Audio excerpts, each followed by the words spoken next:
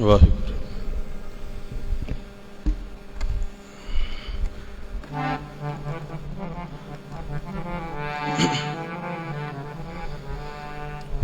ਸ੍ਰੀ ਵਾਹਿਗੁਰੂ।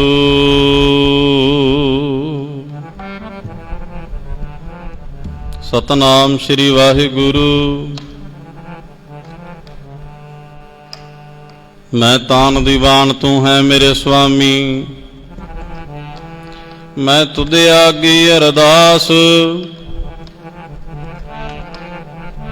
ਮੈਂ ਹੋਰ ਥਾਉ ਨਾਹੀਂ ਜਿਸ ਪੈ ਕਰੋ ਬੇਨੰਤੀ।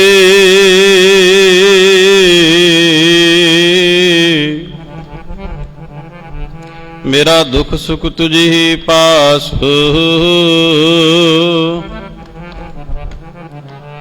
ਕਿਰਪਾ ਕਰੋ ਦੀਨ ਕੇ ਦਾਤੇ, ਮੇਰਾ ਗੁਣ ਅਵਗੁਣ ਨਾ ਵਿਚਾਰੋ ਕੋਈ। ਮਾਟੀ ਕਾ ਕਿਆ ਧੋਪੈ ਸੁਆਮੀ, ਮਾਨਸ ਕੀ ਗਤ ਇਹੀ। ਜੇਤਾ ਜੀਓ ਪਿੰਡ ਸਭ ਤੇਰਾ, ਤੂੰ ਅੰਤਰਜਾਮੀ ਪੁਰਖ ਭਗਵਾਨ। ਦਾਸਨ ਦਾਸ ਕਹੈ ਜਨ ਨਾਨਕ, ਜਿਹਾ ਤੂੰ ਕਰਾਏ ਹੈ ਤੇਹਾ ਹੋ ਕਰੀ ਵਖਿਆਨ।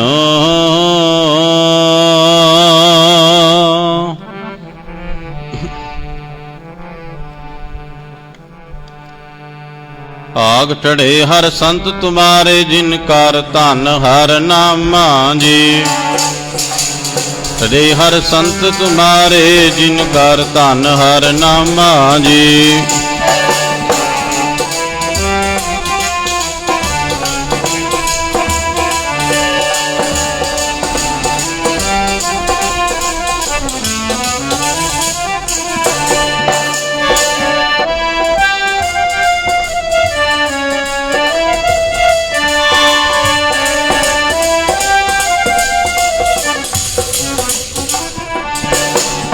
ਭਾਗ ਠੜੇ ਹਰ ਸੰਤ ਤੁਮਾਰੇ, ਜਿਨ ਕਰ ਧਨ ਹਰ ਨਾਮਾ ਜੀ। ਭਾਗ ਠੜੇ ਹਰ ਸੰਤ ਤੁਮਾਰੇ, ਜਿਨ ਕਰ ਧਨ ਹਰ ਨਾਮਾ ਜੀ।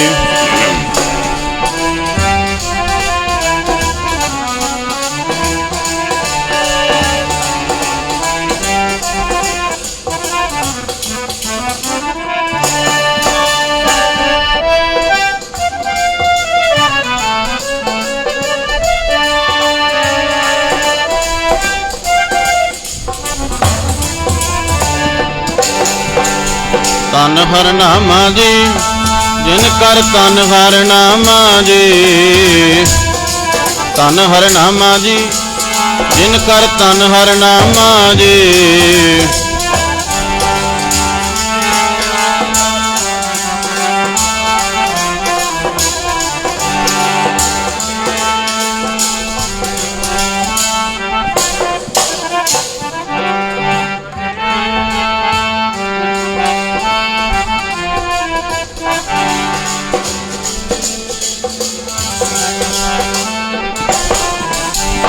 ਧਨ ਹਰ ਨਾਮਾ ਜੀ, ਜਿਨ ਕਰ ਧਨ ਹਰ ਨਾਮਾ ਜੀ। ਧਨ ਹਰ ਨਾਮਾ ਜੀ, ਜਿਨ ਕਰ ਧਨ ਹਰ ਨਾਮਾ ਜੀ।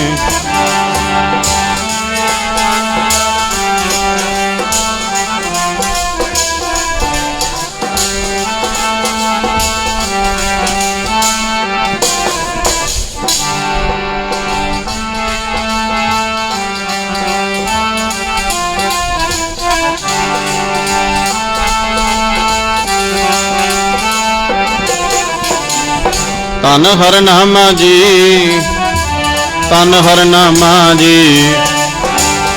ਧਨ ਹਰ ਨਾਮਾ ਜੀ, ਧਨ ਹਰ ਨਾਮਾ ਜੀ।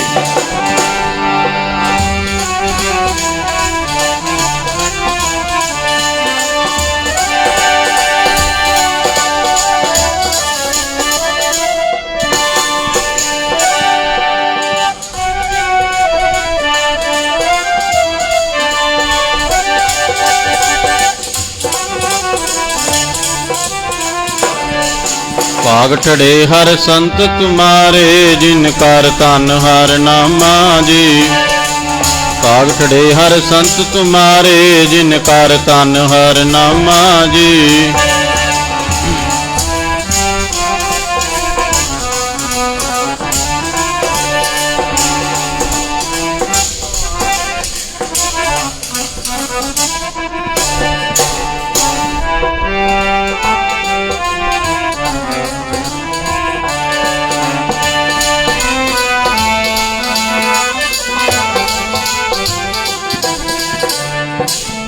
ਭਾਗ ਠੜੇ ਹਰ ਸੰਤ ਤੁਮਾਰੇ, ਜਿਨ ਕਰ ਤਨ ਹਰ ਨਾਮਾ। ਪ੍ਰਵਾਨ ਗਣੀ ਸੇ ਇਹ ਆਏ, ਸਫਲ ਤਿਨਾ ਕੇ ਕਾਮਾ। ਮੇਰੇ RAM ਹਰ ਜਨ ਕੈ ਹੋਂ ਬਲ ਜਾਈ, ਕੇਸਾ ਕਾ ਕਰ ਚਬਰ ਟੁਲਾਵਾ।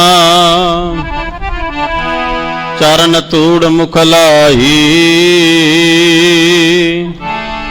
ਜਨਮ ਮਰਨ ਦੋ ਮੈਂ ਨਾਹੀ, ਜਨ ਪਰ ਉਪਕਾਰੀ ਆਏ। ਜੀ ਦਾਨ ਦੇ ਭਗਤੀ ਲਾਇਣ, ਹਰ ਸਿਉ ਲੈਣ ਮਿਲਾਏ। ਸੱਚਾ ਅਮਰ ਸੱਚੀ ਪਾਤਸ਼ਾਹੀ, ਸੱਚੇ ਸੇਤੀ ਰਾਤੇ। ਸੱਚਾ ਸੁਖ ਸੱਚੀ ਵਡਿਆਈ,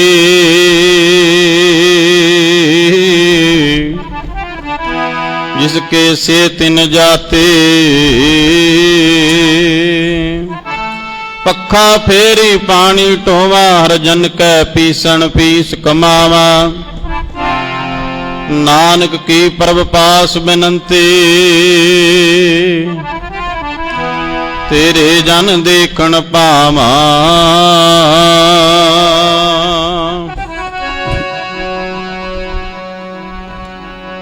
ਜਿਨ੍ਹਾਂ ਕੋਲ ਹੈ ਖਜ਼ਾਨਾ ਹਰੀ ਨਾਮ ਦਾ, ਵੱਡੇ ਭਾਗ ਸਾਧੂਆਂ ਦੇ।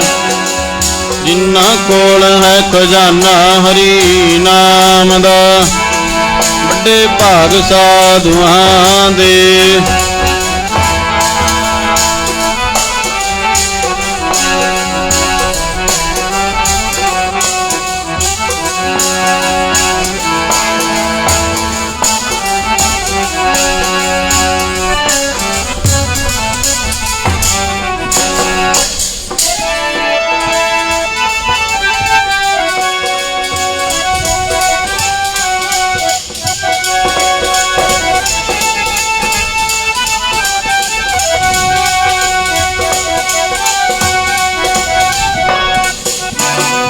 ਕੋਲ ਹੈ ਖਜ਼ਾਨਾ ਹਰੀ ਨਾਮ ਦਾ, ਖਜ਼ਾਨਾ ਹਰੀ ਨਾਮ ਦਾ। ਵੱਡੇ ਭਾਗ ਸਾਧੂਆਂ ਦੇ, ਜਿਨ੍ਹਾਂ ਕੋਲ ਹੈ ਖਜ਼ਾਨਾ ਹਰੀ ਨਾਮ ਦਾ। ਜਿਨ੍ਹਾਂ ਸਾਧੂਆਂ ਦੇ।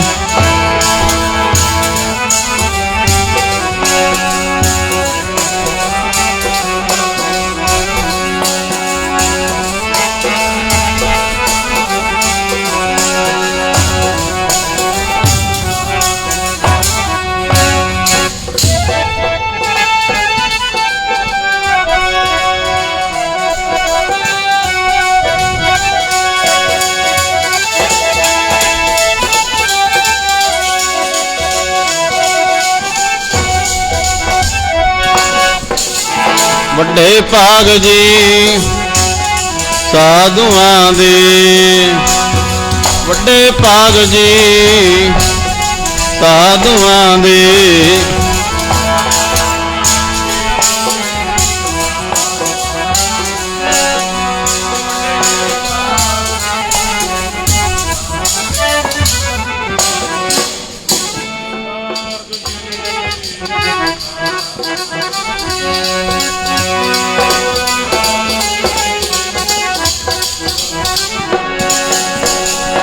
ਵੱਡੇ ਭਾਗ ਜੀ ਸਾਧੂਆਂ ਦੇ,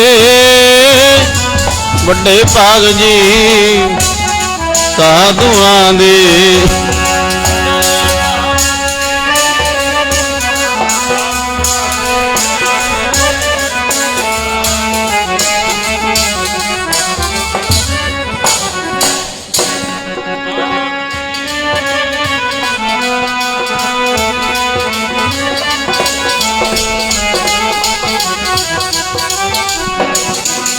ਜਿਨ੍ਹਾਂ ਕੋਲ ਹੈ ਖਜ਼ਾਨਾ ਹਰੀ ਨਾਮ ਦਾ, ਖਜ਼ਾਨਾ ਹਰੀ ਨਾਮ ਦਾ। ਵੱਡੇ ਭਾਗ ਸਾਧੂਆਂ ਦੇ ਜਿਨ੍ਹਾਂ ਕੋਲ ਹੈ ਖਜ਼ਾਨਾ ਹਰੀ ਨਾਮ ਦਾ। ਵੱਡੇ ਭਾਗ ਸਾਧੂਆਂ ਦੇ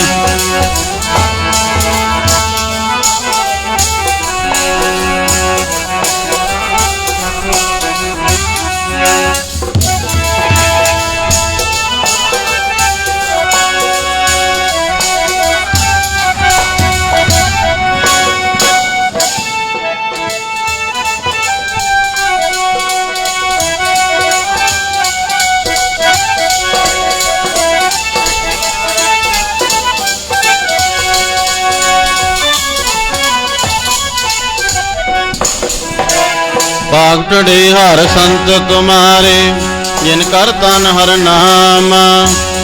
ਪ੍ਰਵਾਨ ਗਣੀ ਸੇ ਇਹ ਆਏ ਸਫਲ ਤਿਨਾ ਕੇ ਕਾਮ। ਪਰਮ ਸਤਿਕਾਰਯੋਗ ਸਤਿਗੁਰਾਂ ਦੀ ਸਾਜੀ ਨਿਵਾਜੀ ਗੁਰੂ ਸਰੂਪ ਗੁਰੂ ਖਾਲਸਾ ਸਾਧ ਸੰਗਤ ਜੀ, ਆਪ ਜਿਤਨੀਆਂ ਵੀ ਗੁਰਸਿੱਖ ਸੰਗਤਾਂ ਦੂਰੋਂ ਨੇੜੋਂ ਚੱਲ ਕੇ ਆਪਣੇ ਕਾਰਾਂ ਵਿਹਾਰਾਂ ਨੂੰ ਪਿੱਛੇ ਛੱਡ ਕੇ ਕਾਫੀ ਸਮੇਂ ਤੋਂ ਹਾਜ਼ਰ ਹਜ਼ੂਰ ਜਹਰਾ ਜਹੂਰ ਸਰਬ ਕਲਾ ਭਰਪੂਰ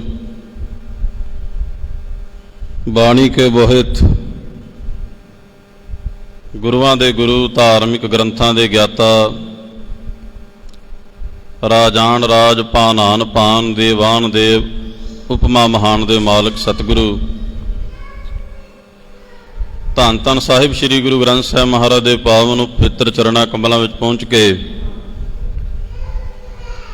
ਵਾਹੋ ਵਾਹੋ ਬਾਣੀ ਨਿਰੰਕਾਰ ਹੈ ਤਿਸ ਜੇ ਵਡਿਆ ਵਰਣਾ ਕੋਏ।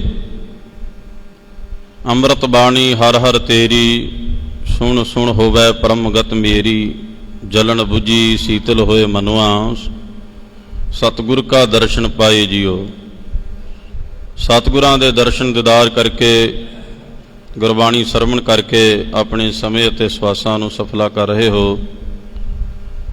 ਜਿਤਨੀਆਂ ਵੀ ਗੁਰਸਿੱਖ ਸੰਗਤਾਂ ਦੂਰੋਂ ਨੇੜੋਂ ਚੱਲ ਕੇ ਗੁਰੂ ਸਾਹਿਬ ਦੇ ਪਵਿੱਤਰ ਚਰਨਾਂ ਵਿੱਚ ਸੁਸ਼ੋਭਿਤ ਹੋਈਆਂ ਹਨ, ਸਾਰੇ ਗੁਰ ਕਲਗੀਧਰ ਗੁਰੂ ਗੋਬਿੰਦ ਸਿੰਘ ਸਾਹਿਬ ਮਹਾਰਾਜ ਦਾ ਬਖਸ਼ਿਆ ਹੋਇਆ ਨਾਰਾ ਪੰਥ ਨੂੰ ਫਤਿਹ ਦਾ ਆਪਣੀ ਰਸਨਾ ਦੀ ਪਵਿੱਤਰਤਾ ਔਰ ਮਨ ਦੀ ਇਕਾਗਰਤਾ ਵਾਸਤੇ ਗੱਜ ਵੱਜ ਕੇ ਫਤਿਹ ਬੁਲਾਓ। ਆਖੋ ਜੀ ਵਾਹਿਗੁਰੂ ਜੀ ਕਾ ਖਾਲਸਾ ਵਾਹਿਗੁਰੂ ਜੀ ਕੀ ਫਤਿਹ। ਸਤਿਗੁਰਾਂ ਨੇ ਅਪਾਰ ਮੇਰ ਕਿਰਪਾ ਰਹਿਮਤ ਬਖਸ਼ਿਸ਼ ਕੀਤੀ ਹੈ ਸਮੂਹ ਸੰਗਤਾਂ ਉੱਤੇ, ਜੋ ਸੰਗਰਾਂਦ ਦੇ ਦਿਹਾੜਿਆਂ ਨੂੰ ਮੁੱਖ ਰੱਖ ਕੇ ਆਪਾਂ ਗੁਰੂ ਚਰਨਾਂ ਦੇ ਵਿੱਚ ਇਕੱਤਰ ਹੋਏ ਹਾਂ। ਸੋ ਗੁਰੂ ਸਾਹਿਬ ਜੀ ਬਾਣੀ ਦੇ ਵਿੱਚ ਵੀ ਉਪਦੇਸ਼ ਕਰਦੇ ਆ, ਸਾਹੀ ਘੜੀ ਸੁਲੱਖਣੀ ਸੋ ਨਾਲ ਵਿਹਾਵੈ। ਗੁਰੂ ਸਾਹਿਬ ਜੀ ਕਹਿੰਦੇ ਨੇ ਬੇਸ਼ੱਕ ਆਪਾਂ ਨੂੰ ਭਾਵੇਂ ਦਿਨ ਔਰ ਰਾਤ ਦੇ ਦਰਮਿਆਨ 24,000 ਸਵਾਸ ਆ ਰਹੇ ਨੇ, ਸਮਾਂ ਲੰਘ ਰਿਹਾ, ਦਿਨ ਲੰਘਦੇ ਨੇ, ਹਫ਼ਤੇ ਲੰਘ ਜਾਂਦੇ ਨੇ, ਮਹੀਨੇ ਲੰਘ ਜਾਂਦੇ ਨੇ, ਫਿਰ ਸਾਲ ਲੰਘ ਜਾਂਦੇ ਨੇ।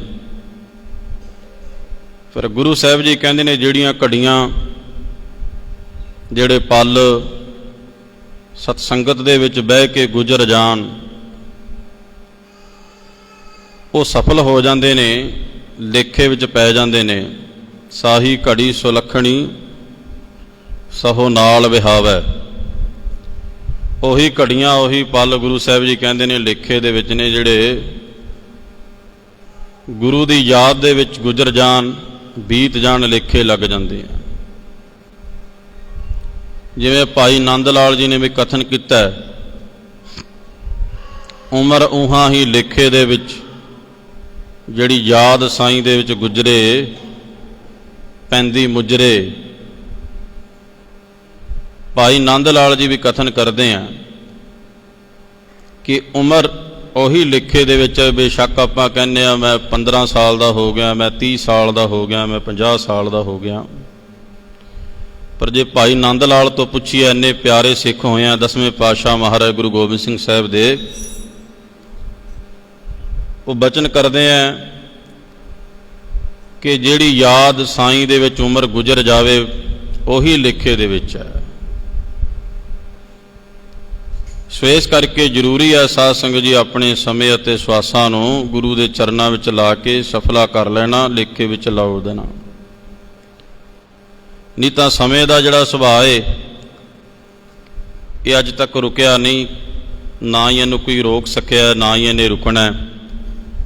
ਸਮਾਂ ਬੜੀ ਤੇਜ਼ੀ ਦੇ ਨਾਲ ਬੀਤ ਰਿਹਾ, ਚੱਲ ਰਿਹਾ।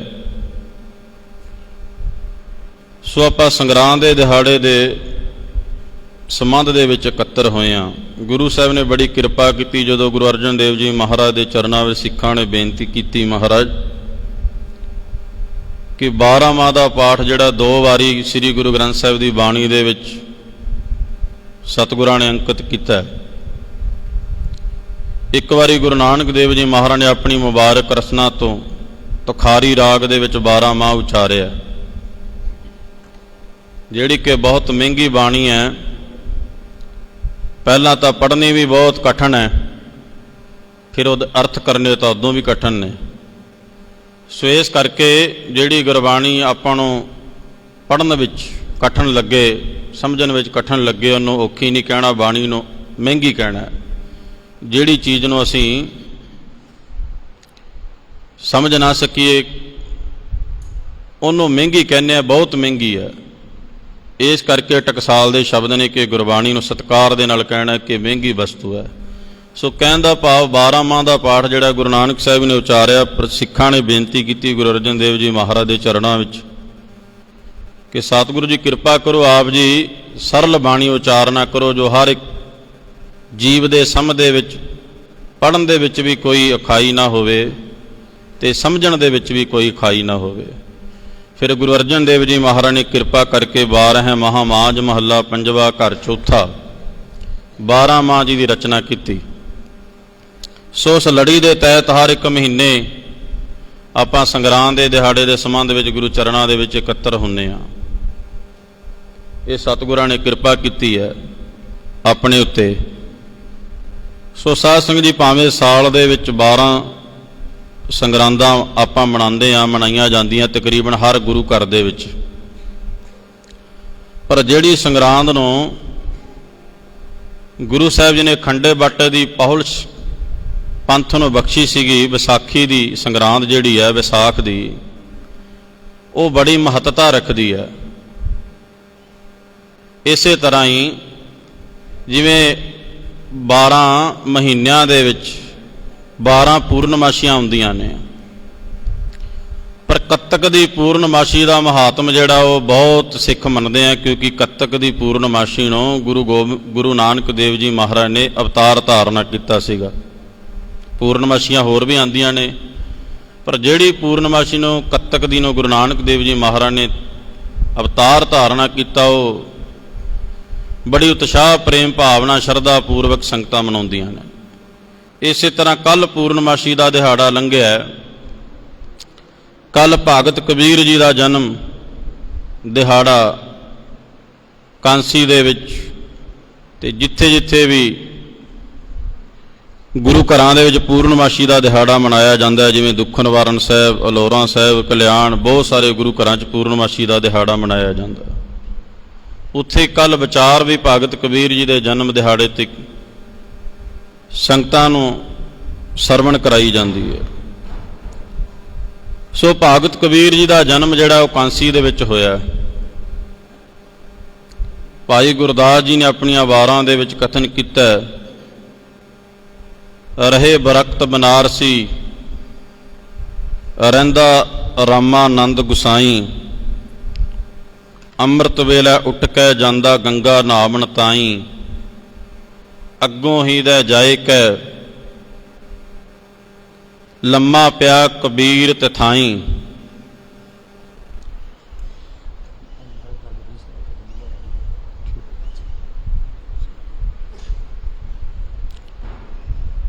ਸੋ ਕੱਲ ਭਗਤ ਕਬੀਰ ਜੀ ਦਾ ਜਿਵੇਂ ਜਨਮ ਦਿਹਾੜਾ ਕੱਲ ਸੰਗਤਾਂ ਨੇ ਮਨਾਇਆ, ਅੱਜ ਗੁਰੂ ਹਰਗੋਬਿੰਦ ਪਾਤਸ਼ਾਹ ਮਹਾਰਾਜ ਦਾ ਵੀ ਪ੍ਰਕਾਸ਼ ਦਿਹਾੜਾ ਹੈ। ਸੋ ਭਗਤ ਕਬੀਰ ਜੀ ਦੇ ਉਸਤਤ ਜਿਹੜੀ ਹੈ ਉਹ ਭਾਈ ਗੁਰਦਾਸ ਜੀ ਨੇ ਆਪਣੀਆਂ ਵਾਰਾਂ ਦੇ ਵਿੱਚ ਕੀਤੀ ਹੈ ਕਿ ਕਾਂਸੀ ਦੇ ਵਿੱਚ ਭਗਤ ਕਬੀਰ ਜੀ ਦਾ ਜਨਮ ਹੋਇਆ। ਬਹੁਤ ਸਾਰੇ ਭਗਤਾਂ ਦਾ ਜਿਹੜਾ ਜਨਮ ਹੈ ਉਹ ਕਾਂਸੀ ਦੇ ਵਿੱਚ ਹੋਇਆ, ਜਿਵੇਂ ਰਾਮਾਨੰਦ ਜੀ ਦਾ, ਭਗਤ ਰਵਿਦਾਸ ਜੀ ਦਾ, ਹੋਰ ਬਹੁਤ ਸਾਰੇ ਭਗਤਾਂ ਦਾ ਜਿਹੜਾ ਜਨਮ ਹੈ ਉਹ ਕਾਂਸੀ ਦੇ ਵਿੱਚ ਹੋਇਆ। ਸੋ ਰਾਮਾਨੰਦ ਜੀ ਦਾ ਜਿਹੜਾ ਸੁਭਾਅ ਸੀਗਾ, ਜੋ ਸਾਨੂੰ ਸਾਰਿਆਂ ਨੂੰ ਹੁਕਮ ਹੈ ਗੁਰੂ ਸਾਹਿਬ ਜੀ ਦਾ, ਅੰਮ੍ਰਿਤ ਵੇਲਾ ਸੱਚ ਨਾਉ ਵਡਿਆਈ ਵਿਚਾਰ, ਕਰਮੀ ਆਵੈ ਕੱਪੜਾ ਨਦਰੀ ਮੋਖ ਦੁਆਰ। ਕਿਉਂਕਿ ਆਪਣੇ ਨਾਮ ਦੇ ਨਾਲ ਸਿੱਖ ਲੱਗਦਾ ਹੈ, ਪਰ ਗੁਰੂ ਮਹਾਰਾਜ ਕਹਿੰਦੇ ਸਿੱਖ ਤਾਂ ਹੀ ਹੈ ਜੇ ਤੂੰ ਸਿੱਖੀ ਸਿੱਖਿਆ ਗੁਰ ਵਿਚਾਰ। ਜੇ ਤੂੰ ਸਿੱਖ ਬਣ ਕੇ ਸਿੱਖੀ ਤੇ ਪਹਿਰਾ ਦਿੰਦਾ, ਵਿਚਾਰ ਦੇ ਨਾਲ ਚੱਲਦਾ, ਤਾਂ ਹੀ ਤੂੰ ਸਿੱਖ ਹੈ। ਭਾਵ ਕਿ ਅੰਮ੍ਰਿਤ ਵੇਲੇ ਦਾ ਉੱਠਣਾ, ਇਸ਼ਨਾਨ ਕਰਕੇ ਸੁਰਤ ਨੂੰ ਸ਼ਬਦ ਦੇ ਨਾਲ ਜੋੜਨਾ, ਨਿਤਨੇਮੀ ਹੋਣਾ, ਇਹ ਸਾਰੇ ਜਿਹੜੇ ਗੁਣ ਨੇ ਸਿੱਖ ਦੇ ਵਿੱਚ ਪਾਏ ਜਾਂਦੇ ਨੇ। ਤੇ ਜਿਹਦੇ ਵਿੱਚ ਨਹੀਂ ਗੁਣ, ਉਹ ਭਾਵੇਂ ਬੇਸ਼ੱਕ ਸਿੱਖ ਅਖਬਾਰ ਆ, ਪਰ ਉਹ ਗੁਰੂ ਨੂੰ ਪ੍ਰਵਾਨ ਨਹੀਂ ਹੈ। ਜਿੰਨੇ ਵੀ ਭਗਤ ਹੋਏ ਨੇ, ਜਿੰਨੇ ਵੀ ਗੁਰੂ ਸਾਹਿਬਾਨ ਹੋਏ ਨੇ, ਉਹ ਸਾਰੇ ਸਾਧ ਸੰਗਤ ਜੀ ਅੰਮ੍ਰਿਤ ਵੇਲੇ ਜਾਗਦੇ ਰਹੇ ਨੇ। ਅੰਮ੍ਰਿਤ ਵੇਲਾ ਕਦੋਂ ਹੁੰਦਾ? ਬਾਬਾ ਫਰੀਦ ਜੀ ਨੇ ਕਥਨ ਕੀਤਾ ਬਾਣੀ ਦੇ ਵਿੱਚ, ਪਹਿਲਾ ਪਹਿਰਾ ਫੁੱਲੜਾ ਫਲ ਭੀ ਪੱਛਾ ਰਾਤ, ਜੋ ਜਾ ਗਨ ਲਹਨ ਸੇ ਸਾਈ ਕੰਨੋਂ ਦਾਤ।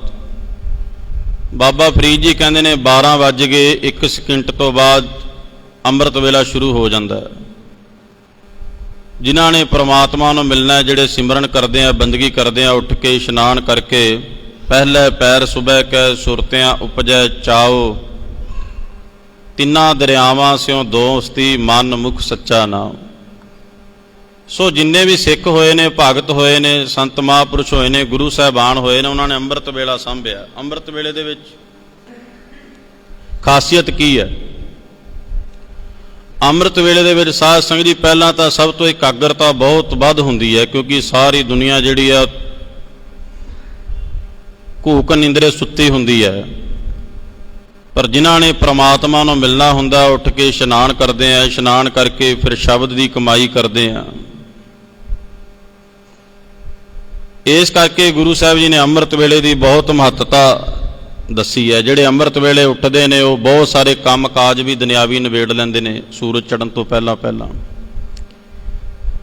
ਆਪਣੇ ਬਜ਼ੁਰਗ ਕਿਹਾ ਕਰਦੇ ਸੀਗੇ, ਭਾਈ ਤੜਕੇ ਉੱਠਿਆ ਕਰੋ। ਤੜਕੇ ਜਿਹੜੇ ਬਜ਼ੁਰਗ ਤੜਕੇ ਉੱਠ ਕੇ ਜਾ ਕੇ ਖੇਤਾਂ ਦੇ ਵਿੱਚ ਕੰਮ ਕਰਦੇ ਸੀਗੇ, ਸੂਰਜ ਚੜ੍ਹਨ ਤੋਂ ਪਹਿਲਾਂ ਖੇਤਾਂ ਦੇ ਵਿੱਚ ਬਹੁਤ ਸਾਰਾ ਕੰਮ ਜਿਹੜਾ ਨਿਬੇੜ ਦਿੰਦੇ ਸੀਗੇ। ਤੜਕੇ ਉੱਠਣਾ, ਜਦੋਂ ਪਹਿਲੀ ਚਾਹ ਆਉਂਦੀ ਸੀ ਉਦੋਂ ਪਹਿਲਾਂ ਬਹੁਤ ਸਾਰਾ ਕੰਮ ਖੇਤ ਦਾ ਨਿਬੇੜਦੇ ਸੀ। ਤੜਕੇ ਉੱਠਣਾ, ਤੜਕੇ ਦੇ ਬਹੁਤ ਸਿੱਧੇ ਜਿਹੇ ਅਰਥ ਨੇ। ਜੇ ਆਪਾਂ ਸਮਝੀਏ, ਜਿਵੇਂ ਆਪਾਂ ਦਾਲ ਭਾਜਾ ਵੀ ਬਣਾਉਂਦੇ ਆ ਨਾ, ਉਹਨੂੰ ਵੀ ਜੇ ਆਪਾਂ ਮਾਈਆਂ ਬੀਬੀਆਂ ਕਹਿੰਦੀਆਂ ਤੜਕਾ ਲੱਗ ਜਾਵੇ, ਇਸੇ ਤਰ੍ਹਾਂ ਹੀ ਅੰਮ੍ਰਿਤ ਵੇਲੇ ਦਾ ਜੇ ਮਹਾਰਾਜ ਜੀ ਕਹਿੰਦੇ ਨੇ ਤੜਕਾ ਲੱਗ ਜਾਵੇ ਨਾ ਅੰਮ੍ਰਿਤ ਵੇਲੇ, ਤਾਂ ਜਿਹੜਾ ਤੇਰਾ ਜੀਵਨ ਹੈ ਨਾ ਉਹ ਵੀ ਆਨੰਦਮਈ ਹੋ ਜਾਏਗਾ। ਇਸ ਕਰਕੇ ਤੜਕੇ ਦਾ ਵੇਲਾ, ਅੰਮ੍ਰਿਤ ਵੇਲਾ ਸਾਂਭਣਾ ਬਹੁਤ ਜ਼ਰੂਰੀ ਹੈ। ਭਗਤ ਕਬੀਰ ਜੀ, ਭਗਤ ਰਾਮਾਨੰਦ ਜੀ ਅੰਮ੍ਰਿਤ ਵੇਲੇ ਉੱਠ ਕੇ ਗੰਗਾ ਦੇ ਵਿੱਚ ਇਸ਼ਨਾਨ ਕਰਨ ਵਾਸਤੇ ਜਾਇਆ ਕਰਦੇ ਸੀਗੇ। ਅੰਮ੍ਰਿਤ ਵੇਲੇ ਉੱਠ ਕੇ ਸੁਭਾਵਕ ਹੀ ਅੰਮ੍ਰਿਤ ਵੇਲੇ ਉੱਠ ਕੇ ਇਸ਼ਨਾਨ ਕਰਨ ਜਾ ਰਹੇ ਸੀਗੇ। ਭਗਤ ਕਬੀਰ ਜੀ ਵੀ ਉਸ ਕਾਂਸੀ ਦੇ ਵਿੱਚ ਰਹਿੰਦੇ ਨੇ। ਭਗਤ ਕਬੀਰ ਜੀ ਨੇ ਆਪਣੀ ਸ਼ਲੋਕਾਂ ਦੇ ਵਿੱਚ ਕਥਨ ਕੀਤਾ ਹੈ, ਕਬੀਰ ਮੇਰੀ ਜਾਤ ਕੋ ਸਭ ਕੋ ਹਸਨੇ ਹਾਰ, ਬਲਿਹਾਰੀ ਇਸ ਜਾਤ ਕੋ ਜਿਹ ਜਪਿਓ ਸਿਰਜਣਹਾਰ। ਭਗਤ ਕਬੀਰ ਜੀ ਦਾ ਜਨਮ ਜਿਹੜਾ ਜੁਲਾਹੇ ਜਾਤੀ ਦੇ ਵਿੱਚ ਹੋਇਆ। ਭਾਵੇਂ ਜਾਤੀ ਪਾਤੀ ਨੂੰ ਗੁਰੂ ਘਰ ਦੇ ਵਿੱਚ ਕੋਈ ਥਾਂ ਨਹੀਂ ਹੈ, ਕਿਉਂਕਿ ਗੁਰੂ ਮਹਾਰਾਜ ਦਾ ਬਚਨ ਹੈ, ਮਾਨਸ ਕੀ ਜਾਤ ਸਭੈ ਇੱਕੈ ਪਹਿਚਾਨ ਬੋ, पर भगत कबीर जी ने अपनियां श्लोकां दे विच कथन कीता कि वो समय दे दौरान ये जाति नूं बहुत जलाहे जाति नूं लोग मस्करियां टिचरां करिया करदे सीगे, भोले भाले हुंदे सी ना जलाहे। भगत कबीर जी लिखते हैं, कहते कबीर मेरी जात को सब को हसने हार। बलिहारी कहते मैं बलिहारे जाना, मैं कुरबान जाना। क्यों? जे जप्यो सिरजनहार, कहते जात बरादरी दे विच आके मैनूं परमात्मा की प्राप्ति हुई। वार वार एक बार ही नहीं, बहुत बारी कथन किया भगत कबीर जी। कहते कबीर जात जुलाहा क्या करे, हिरदय बसे गोपाल, कबीर रमैया कंठ मिल चुके सर्ब जंजाल। भगत कबीर जी ने कथन किया है कि जात कोई महना नहीं रखती जदों परमात्मा के घर दे विच जीव प्रवान हो जाता है। क्योंकि जी वडियाई है ना दुनिया दे विच, हुण अपने मन में ख्याल आंदा है किसी कोले जमीन वध है, जायदाद वध है, उहदी वडियाई है। किसी कोल माया वध है, 8-10 मंजिले कोठी पाई है, उहदी वडियाई है। नहीं, जे आपां गुरु ग्रंथ साहिब महाराज की बाणी तो पुछीए महाराज वड्डा कौन है दुनिया दे विच, तां गुरु महाराज जी कथन करते हैं, कहते कौन वड्डा? माया वडियाई। कहते कौन वड्डा है? आपां कहने माया करके वडियाई है। महाराज कहते नहीं, कौन वड्डा? माया वडियाई सो वड्डा जिन राम लिवलाई। कहते जिन्हां ने परमात्मा दे नाम दे नाल लिव लाई है ना, वो संसार दे विच वड्डे ने। क्योंकि परमात्मा दा नाम जिहड़ा है कोई भी जपदा है, उहदी दुनिया दे विच उस्तत होएगी, वडियाई होएगी, शोभा होएगी। जयकार कियो धर्मियां का, पापी को दंड दियो रे। जय जयकार परमात्मा दे भगतां दी हुंदी आई है, ते अज भी हो रही है, गाहां नूं भी होएगी। क्योंकि नाम जपण करके हुंदी है।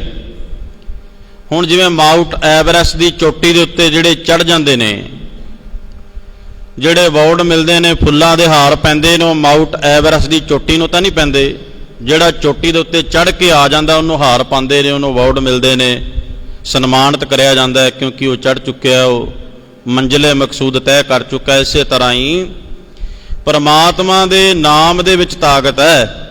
जिहड़ा नाम जपेगा ते नाम उहदी दुनिया दे विच उस्तत, उहदी वडियाई, उहदी शोभा चारे कुंटां दे विच फैलेगी। चारे कुंटां दे विच, इत्थे नहीं, एक स्टेट पंजाब दे विच नहीं, पूरी कुल दुनिया दे विच उहदी वडियाई होएगी। जिवें पिछे दिहाड़े लंघे ने ना, 3, 4, 5 ते 6 जून जो 84 का घल्लूकारा वापरिया श्री दरबार साहिब श्री अकाल तख्त साहिब ते,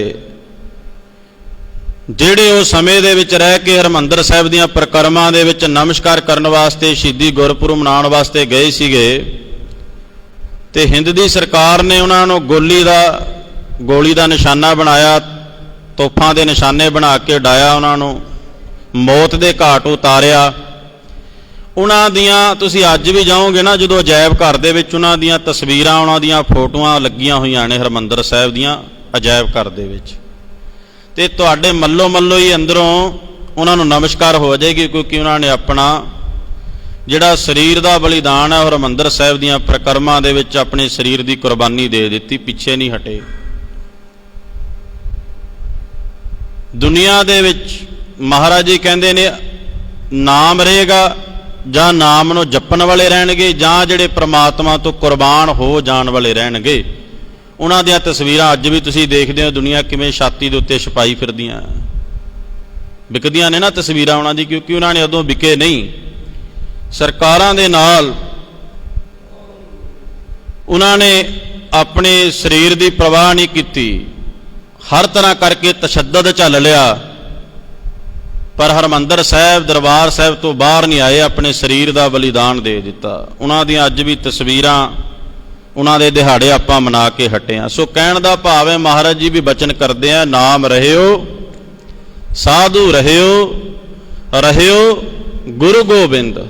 ਕਹਿੰਦੇ ਨਾਮ ਰਹੇਗਾ, ਸਾਧੂ ਜਿਹੜਾ ਸਾਧਨਾ ਕਰਦਾ ਸਾਧੂ ਰਹਿਓ, ਜਿਵੇਂ ਸੰਤ ਬਾਬਾ ਈਸ਼ਰ ਸਿੰਘ ਜੀ, ਬਾਬਾ ਜਰਨੈਲ ਸਿੰਘ ਜੀ ਭਿੰਡਰਾਂ ਵਾਲੇ, ਬਾਬਾ ਆਨੰਦ ਸਿੰਘ ਜੀ ਕਲੇਰਾਂ ਵਾਲੇ, ਬਾਬਾ ਸੁੰਦਰ ਸਿੰਘ ਜੀ ਖਾਲਸਾ ਭਿੰਡਰਾਂ ਵਾਲੇ, ਬਾਬਾ ਗੁਰਬਚਨ ਸਿੰਘ ਜੀ ਖਾਲਸਾ ਭਿੰਡਰਾਂ ਵਾਲੇ, ਕਿੰਨੇ ਮਹਾਂਪੁਰਸ਼ ਹੋਏ ਆ। ਬਾਬਾ ਅਤਰ ਸਿੰਘ ਜੀ, ਇਹਨਾਂ ਨੂੰ ਭੁੱਲਿਆ ਕੋਈ ਅੱਜ ਦੁਨੀਆ ਵਿੱਚ? ਬਾਬਾ ਨਿਧਾਨ ਸਿੰਘ ਜੀ ਲੰਗਰਾਂ ਵਾਲੇ, ਕਾਰ ਸੇਵਾ ਵਾਲੇ ਮਹਾਂਪੁਰਸ਼, ਇਹਨਾਂ ਨੂੰ ਯਾਦ ਕਰਦੀ ਆ ਦੁਨੀਆ। ਕਿਉਂ? ਕਿਉਂਕਿ ਬਾਣੀ ਦਾ ਫੈਸਲਾ ਕਹਿੰਦੇ ਜਾਂ ਤਾਂ ਨਾਮ ਰਹੇਗਾ ਜਾਂ ਸਾਧੂ ਜਿਹੜੇ ਸਾਧਨਾ ਕਰਨ ਵਾਲੇ ਉਹਨਾਂ ਦੀ ਯਾਦ ਤਾਜ਼ਾ ਹੁੰਦੀ ਰਹੇਗੀ। ਨਾਮ ਰਹਿਓ, ਸਾਧੂ ਰਹਿਓ, ਰਹਿਓ ਗੁਰੂ ਗੋਬਿੰਦ। ਕਹਿੰਦੇ ਜਾਂ ਪ੍ਰਮਾਤਮਾ ਅਕਾਲ ਪੁਰਖ ਵਾਹਿਗੁਰੂ ਦੀ ਹਸਤੀ ਰਹੇਗੀ, ਨਾਮ ਪ੍ਰਮਾਤਮਾ ਦਾ ਰਹੇਗਾ, ਸਾਧੂ ਸਾਧਨਾ ਕਰਨ ਵਾਲੇ ਉਹਨਾਂ ਦੀ ਯਾਦ ਰਹੇਗੀ, ਰਹਿਓ ਗੁਰੂ ਗੋਬਿੰਦ। ਗੁਰੂ ਮਹਾਰਾਜ ਕਹਿੰਦੇ ਦੁਨੀਆ ਦੇ ਵਿੱਚ ਸਦਾ ਹੀ ਚੇਤਾ ਰੱਖੇ ਜਾਣਗੇ ਜਿਹੜੇ ਨਾਮ ਜਪਦੇ ਆ, ਸਿਮਰਨ ਕਰਦੇ ਆ, ਬੰਦਗੀ ਕਰਦੇ ਆ, ਜਾਂ ਧਰਮ ਦੇ ਉੱਤੋਂ ਦੀ ਆਪਣੇ ਸਰੀਰ ਦੀ ਅਦੁੱਤੀ ਕੁਰਬਾਨੀ ਦੇ ਦਿੰਦੇ ਆ। ਆਓ ਗੁਰੂ ਗ੍ਰੰਥ ਸਾਹਿਬ ਦੀ ਬਾਣੀ ਸਹਿਤੀ ਭਰਦੀ ਆਪਣੇ ਨਾਮ ਜਪਣ ਵਾਲਿਆਂ ਦੀ, ਸਾਧਨਾ ਕਰਨ ਵਾਲਿਆਂ ਦੀ, ਕੁਰਬਾਨੀ ਕਰਨ ਵਾਲਿਆਂ ਦੀ। ਆਓ ਇਹ ਸ਼ਬਦ ਪੜ੍ਹੀਏ, ਫਿਰ ਅੱਗੇ ਵਿਚਾਰ ਕਰਾਂਗੇ।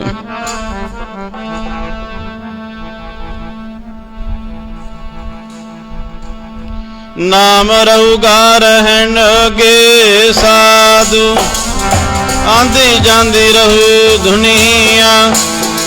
ਨਾਮ ਰਹੂਗਾ ਰਹਿਣਗੇ ਸਾਧੂ, ਆਂਦੀ ਜਾਂਦੀ ਰਹੂ ਦੁਨੀਆ।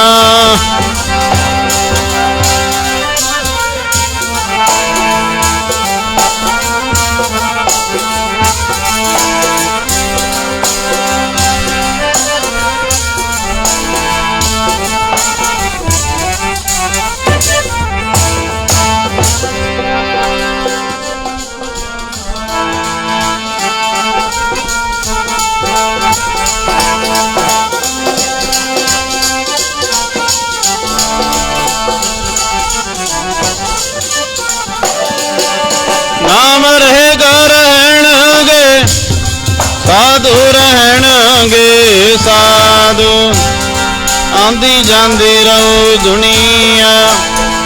ਨਾਮ ਰਹੇਗਾ ਰਹਿਣਗੇ ਸਾਧੂ, ਆਂਦੀ ਜਾਂਦੀ ਰਹੂ ਦੁਨੀਆ।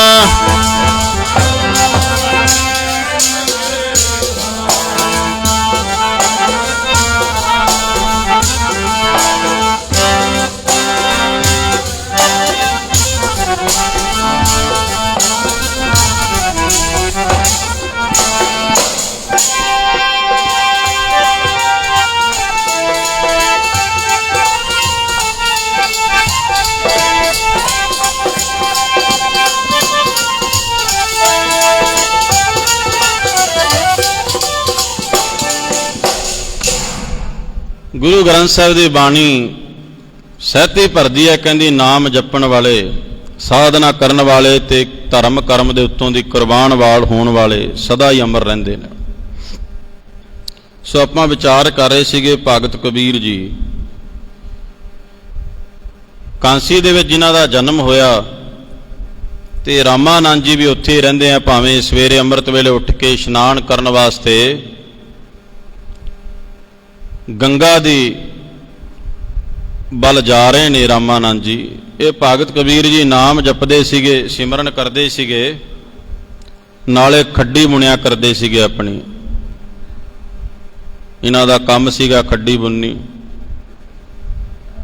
ਹੁਣ ਭਗਤ ਕਬੀਰ ਜੀ ਨਾਮ ਤਾਂ ਬੜਾ ਜਪਦੇ ਨੇ, ਪਰ ਪ੍ਰਾਪਤੀ ਕੋਈ ਨਹੀਂ ਹੁੰਦੀ। ਜੋ ਪ੍ਰਮਾਤਮਾ ਦੇ ਚਰਨਾਂ ਵਿੱਚ ਬੇਨਤੀ ਕੀਤੀ, ਮਹਾਰਾਜ ਕਿਰਪਾ ਕਰੋ, ਆਪਣੇ ਦਰਸ਼ਨ ਦੀਦਾਰ ਬਖਸ਼ੋ।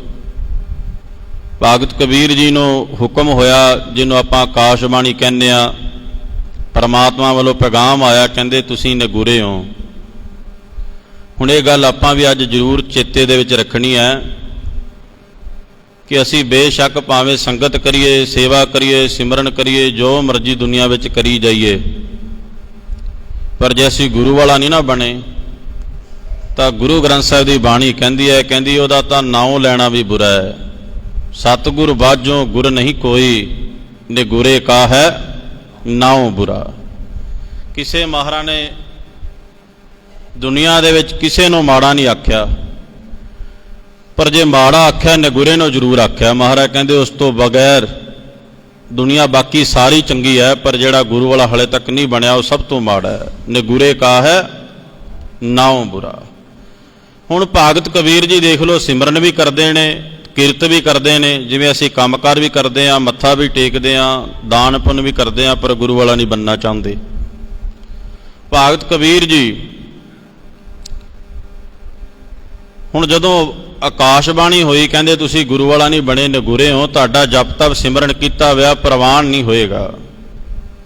ਕਹਿੰਦੇ ਮਹਾਰਾਜ ਫਿਰ ਅਸੀਂ ਕਿਹਨੂੰ ਗੁਰੂ ਧਾਰਨ ਕਰੀਏ? ਤਾਂ ਪਰਮਾਤਮਾ ਨੇ ਦੱਸਣਾ ਕੀਤਾ, ਕਹਿੰਦੇ ਰਾਮਾਨੰਦ ਨੂੰ ਗੁਰੂ ਧਾਰਨ ਕਰਨਾ ਕਰੋ। ਕਿੱਥੇ ਰਹਿੰਦੇ ਆ? ਤੁਹਾਡੇ ਕਾਂਸੀ ਦੇ ਵਿੱਚ ਹੀ ਨੇ। ਕੀ ਕਰਦੇ ਆ? ਅੰਮ੍ਰਿਤ ਵੇਲੇ ਉੱਠ ਕੇ ਜਾ ਕੇ ਗੰਗਾ ਦੇ ਵਿੱਚ ਇਸ਼ਨਾਨ ਕਰਕੇ ਫਿਰ ਸੁਰਤ ਸ਼ਬਦ ਭਵ ਸਾਗਰ ਤਰੀਐ ਸ਼ਬਦ ਦੀ ਕਮਾਈ ਸਿਮਰਨ ਕਰਦੇ ਆ। ਫਿਰ ਮਹਾਰਾਜ ਉਹ ਤਾਂ ਉਪਦੇਸ਼ ਦੇਣ ਨਹੀਂ ਲੱਗਿਆ, ਅਸੀਂ ਸ਼ੂਦਰ ਹਾਂ। ਉਹ ਸ਼ੂਦਰਾਂ ਨੂੰ ਉਪਦੇਸ਼ ਨਹੀਂ ਸੀ ਦਿੰਦੇ ਰਾਮਾਨੰਦ ਜੀ, ਕਿਉਂਕਿ ਸਮਾਂ ਹੀ ਐਸਾ ਸੀਗਾ। ਤੁਸੀਂ ਸ਼ੁਕਰ ਕਰਿਆ ਕਰੋ, ਅਸੀਂ ਅੱਜ ਦਰਬਾਰ ਸਾਹਿਬ ਦੇ ਅੰਦਰ ਬਹਿ ਕੇ ਬੀਬੀਆਂ ਭੈਣਾਂ ਭਰਾ ਬਜ਼ੁਰਗ ਸਾਰੇ ਬੈਠ ਕੇ ਸੰਗਤ ਕਰ ਸਕਦੇ ਹਾਂ, ਬਾਹਰ ਬੈਠ ਕੇ ਪੰਗਤ ਵਿੱਚ ਲੰਗਰ ਛਕ ਸਕਦੇ ਹਾਂ। ਜਿਹੜਾ ਅੱਜ ਤੋਂ ਪਹਿਲਾਂ ਸਮਾਂ ਸੀਗਾ 600 ਸਾਲ ਪੁਰਾਣਾ, ਜਿਹਦੇ ਭਗਤ ਕਬੀਰ ਜੀ ਦਾ ਜਨਮ ਹੋਇਆ 1455 ਵਿੱਚ ਲਿਖਿਆ ਇਤਿਹਾਸ ਦੇ ਵਿੱਚ। ਉਦੋਂ ਇੰਨਾ ਬੋਲ ਬਾਲਾ ਸੀਗਾ ਜਾਤੀ ਦਾ ਕਿ ਨਾਮ ਜਿਹੜਾ ਕੰਨਾਂ ਦੇ ਵਿੱਚ ਜੇ ਪੈ ਜਾਵੇ ਨਾ ਕਿਸੇ ਦੇ ਨਾਮ, ਤੁਸੀਂ ਹੈਰਾਨ ਰਹਿ ਜਾਓਗੇ। ਕਹਿੰਦੇ ਸਿੱਕਾ ਢਾਲ ਕੇ ਉਹਦੇ ਕੰਨਾਂ ਦੇ ਵਿੱਚ ਪਾ ਦਿੰਦੇ ਸੀਗੇ ਵੀ ਇਹਨੇ ਨਾਮ ਸੁਣ ਲਿਆ। ਇੰਨੀ ਵੱਡੀ ਸਜ਼ਾ ਦਿੰਦੇ ਸੀਗੇ। ਤੇ ਜੇ ਕਿਸੇ ਦਾ ਬਰਤਨ ਨੂੰ ਹੱਥ ਲੱਗ ਜਾਂਦਾ ਸੀਗਾ ਤਾਂ ਕਹਿੰਦੇ ਉਹ ਬਰਤਨ ਨੂੰ 7-8 ਵਾਰੀ ਅੱਗ ਦੇ ਵਿੱਚ ਜਲਾ ਕੇ ਤੇ ਫਿਰ ਕਹਿੰਦੇ ਉਹ ਬਰਤਨ ਨੂੰ ਵਰਤਦੇ ਸੀਗੇ। ਜੇ ਕਿਸੇ ਦਾ ਹੱਥ ਛੂ ਜਾਣਾ ਨਾ ਬਰਤਨ ਨੂੰ ਤਾਂ ਕਹਿੰਦੇ ਉਹ ਨਹਾਣ ਧੋਣ ਤੋਂ ਬਿਨਾਂ ਕਹਿੰਦੇ ਕੁਝ ਪਾਣੀ ਤੱਕ ਨਹੀਂ ਪੀ ਸਕਦਾ ਸੀਗਾ। ਇੰਨੇ ਜ਼ਿਆਦੇ ਬਖਰੇਵੇਂ ਪਾਏ ਹੋਏ ਸੀਗੇ ਪਹਿਲਾਂ ਅੱਜ ਤੋਂ। ਇਹ ਤਾਂ ਗੁਰੂ ਗ੍ਰੰਥ ਸਾਹਿਬ ਦਾ ਧੰਨਵਾਦ ਕਰਿਆ ਕਰੋ 10 ਗੁਰੂ ਸਾਹਿਬਾਨਾਂ ਦਾ, ਭਗਤਾਂ ਦਾ, ਜਿਨ੍ਹਾਂ ਨੇ ਸਾਡੇ ਉੱਤੇ ਕਿਰਪਾ ਕਰਕੇ ਖੱਤਰੀ ਬ੍ਰਾਹਮਣ ਸ਼ੂਦ ਵੈਸ਼ ਉਪਦੇਸ਼ ਚੋ ਵਰਨਾ ਕੋ ਸਾਂਝਾ, ਸਾਨੂੰ ਸਾਰਿਆਂ ਨੂੰ ਸਾਂਝਾ ਉਪਦੇਸ਼, ਖੰਡੇ ਬਾਟੇ ਦਾ ਅੰਮ੍ਰਿਤ ਇੱਕੋ ਹੀ ਬਾਟੇ ਦੇ ਵਿੱਚ ਮਹਾਰਾਜ ਨੇ ਛਕਾਇਆ ਸਾਰਿਆਂ ਨੂੰ। ਕੋਈ ਬਖਰੇਵਾ, ਕੋਈ ਜਾਤ ਪਾਤ, ਊਚ ਨੀਚ ਕੁਝ ਨਹੀਂ ਮਹਾਰਾਜ ਨੇ ਰੱਖਿਆ।